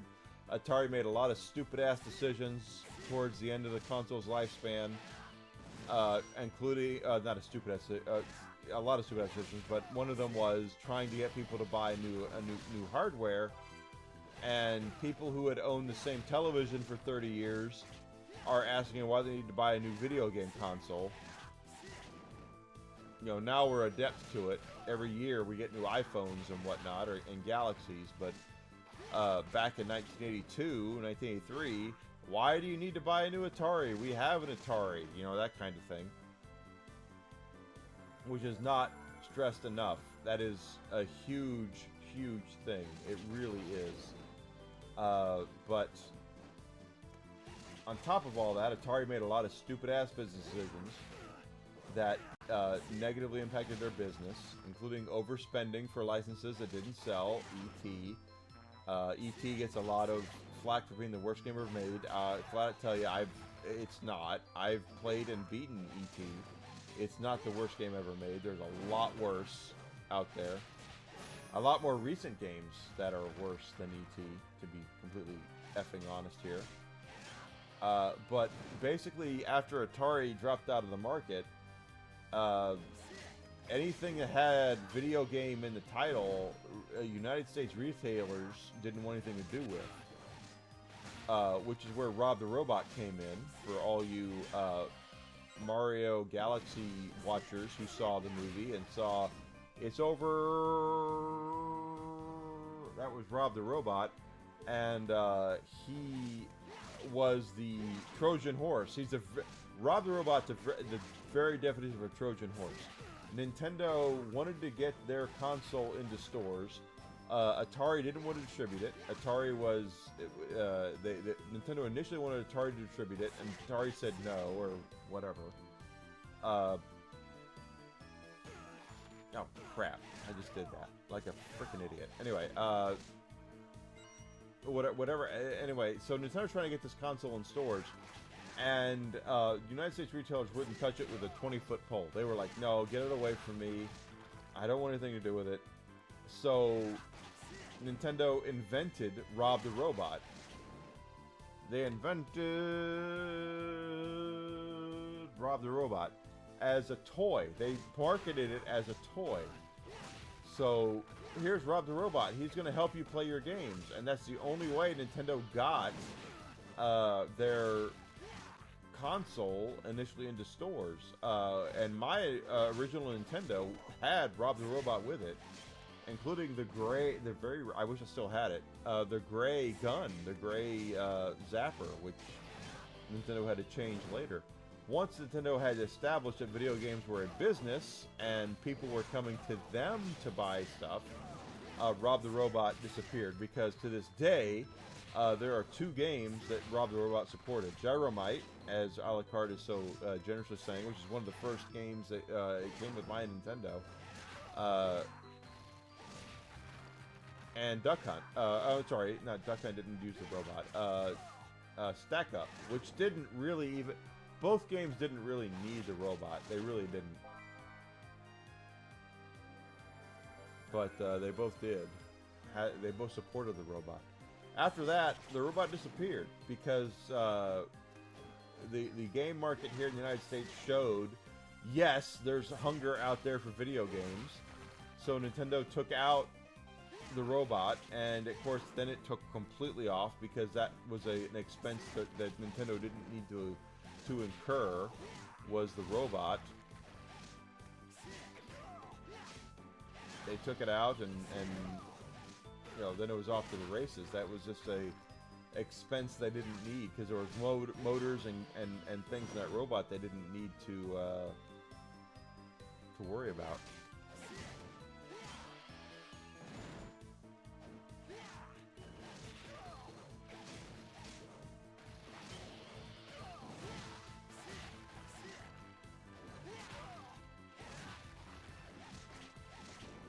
So Rob the Robot was again a Trojan horse to get the Nintendo Entertainment System, the American Famicom, into stores. Otherwise, we would not be where we are today. So make sure that when you talk to your buddy Alucard that you said I dressed down, and I'm not. Maybe I did. I just wanted to kind of maybe educate the young man, because obviously he says he's 35 plus. I don't believe anything he says on his Twitter profile, because he's, that would be like me saying, hey, my name's Enigma, I've got a 20-foot dick. No, that's just, no. I can say anything I want to, but no.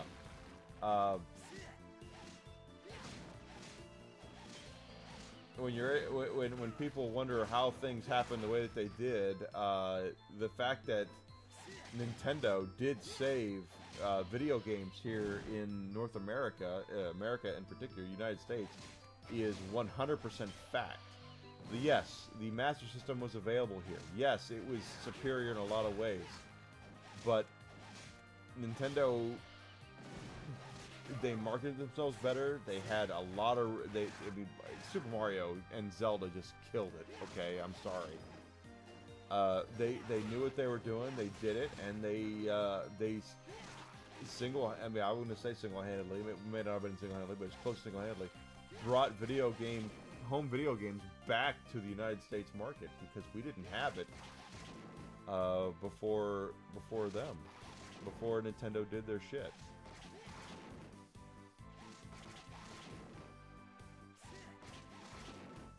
This might be quicker. I had Gyromite, and the whole thing is that once you realize how Gyromite worked, you could do it with your feet. Okay, so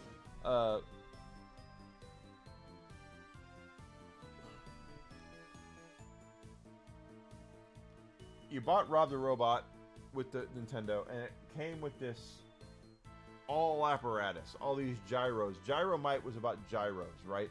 You had to use Rob the Robot to put gyros into this spinner. They would spin the gyros, and then you had to control Rob via via prompts on the screen to put the gyros on the correct pad to get the right gyros to rise and fall. That is what Nintendo wanted. Or,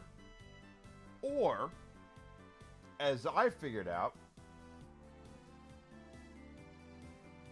you could just use your feet, because your left foot would be red and your right foot would be blue. So if you needed the red pillars to jump, rise up, you'd hit one button and then you'd take it off. It's just... I'm not kidding when I say that, is that once you realize the mechanics of how you put the second controller in the tray, and then you realize that one button controlled that, you could put the Rob apparatus underneath your feet and control Gyromite with your feet. The Rob became completely useless. And then Stack Up, the game that they sold separately, you didn't need Rob for at all. I should do a video about that, because I used my feet. My dad was the type of guy that, because he wanted to, feet are way fast, exactly. Because once the gyros were spinning, they were spinning, and they spun a lot, but once they stopped spinning, they'd fall off, and then all of a sudden your blue pillars would go up when you wanted them to stay down or whatever. It was just a complete... I know why they did it. Again, it was a Trojan horse. I completely get it. It's a very different from a Trojan horse. Rob the Robot, Gyromite, is a Trojan effing horse. That's what it is. That being said,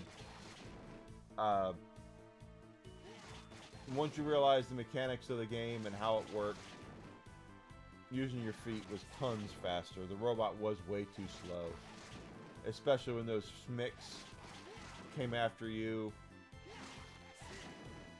Smicks were the enemies. You could distract them with radishes and all that.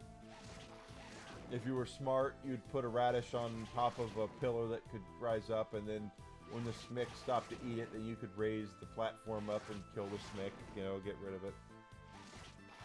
People are going, Enigma, are you crazy? What's a Smic? Look it up. I'm not lying. Smics were the names of the little bad guys in Dynamite.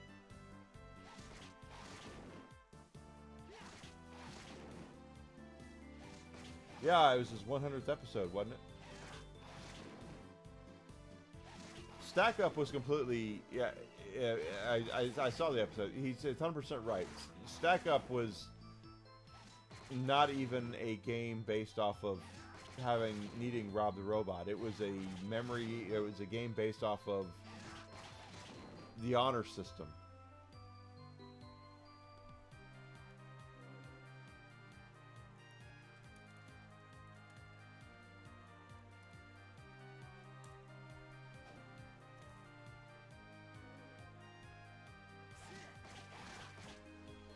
Oh, I thought I killed him. I guess not. Here we are. See how quick you can level up in this game if you know what you're doing. It's not that 95 is a lot, but here we are.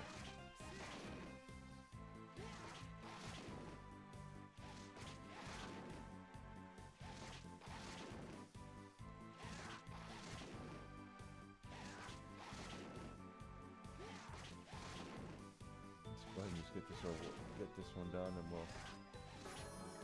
There we go. Level up. You never have too many levels up. All right, guys. It's almost 10:30. I have a dog that needs to go OUT, and I need to go OUT.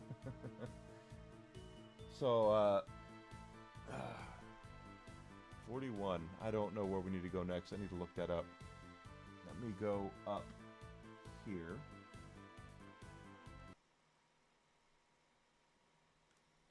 So that's going to do it for me today. I'm going to go ahead and call it. I'll be back tomorrow morning at 9 a.m. Central Standard Time. And we're going to pick up right here where we're leaving off with Castlevania Portrait of Ruin. I want to thank everybody for being here. I do greatly appreciate it. Hope I sleep well tonight because I've had some little bit of the bourbon here. Yeah, a little bit of the bourbon. If you've not done so yet, please do me a favor. Follow me, Twitch, Twitter, Kick, and Rumble. Subscription on YouTube would be great as well. If you're on Rumble, if you're on YouTube, smash that like button. Comment, share my stuff, let people know that I'm here. Help me grow, help me get bigger and better so I can continue to bring you guys the absolute best content I possibly can. I really enjoy doing this stuff with you guys. Once we're done with Portrait of Ruin, we're going to go into Order of Ecclesia, which is probably my favorite of the DS Castlevanias, quite honestly. Which, I mean, if you look at Order of Ecclesia and you look at Bloodstained, you go, aren't they kind of the same thing? Yeah, they are. But yeah, that's what we'll do next. So,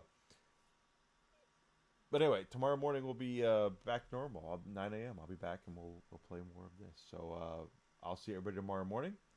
Greatly appreciate you guys being here. Really do. Love everyone who's been here. Alucard, Grizzle Entertainment. I know Hanayama, Tempest was here on Rumble as well. Guys, thank you guys so much. I really do appreciate it. I cannot thank you guys enough for helping me and try to help me grow. I really want to get bigger and better at what I'm doing. And with your help, I know we're going to get there, okay? So I'll see everybody tomorrow morning, 9 a.m. Central Standard Time, or 7 a.m. for Alucard. I'll get his first message probably about 10 or 11 my time when he's taking his last break before he goes home. But whatever, doesn't matter. He's here, and love him. He's a great dude. I'll see everybody, though, tomorrow. Okay, guys? So have a great night. I'll see you tomorrow. And you guys take care. Thank you.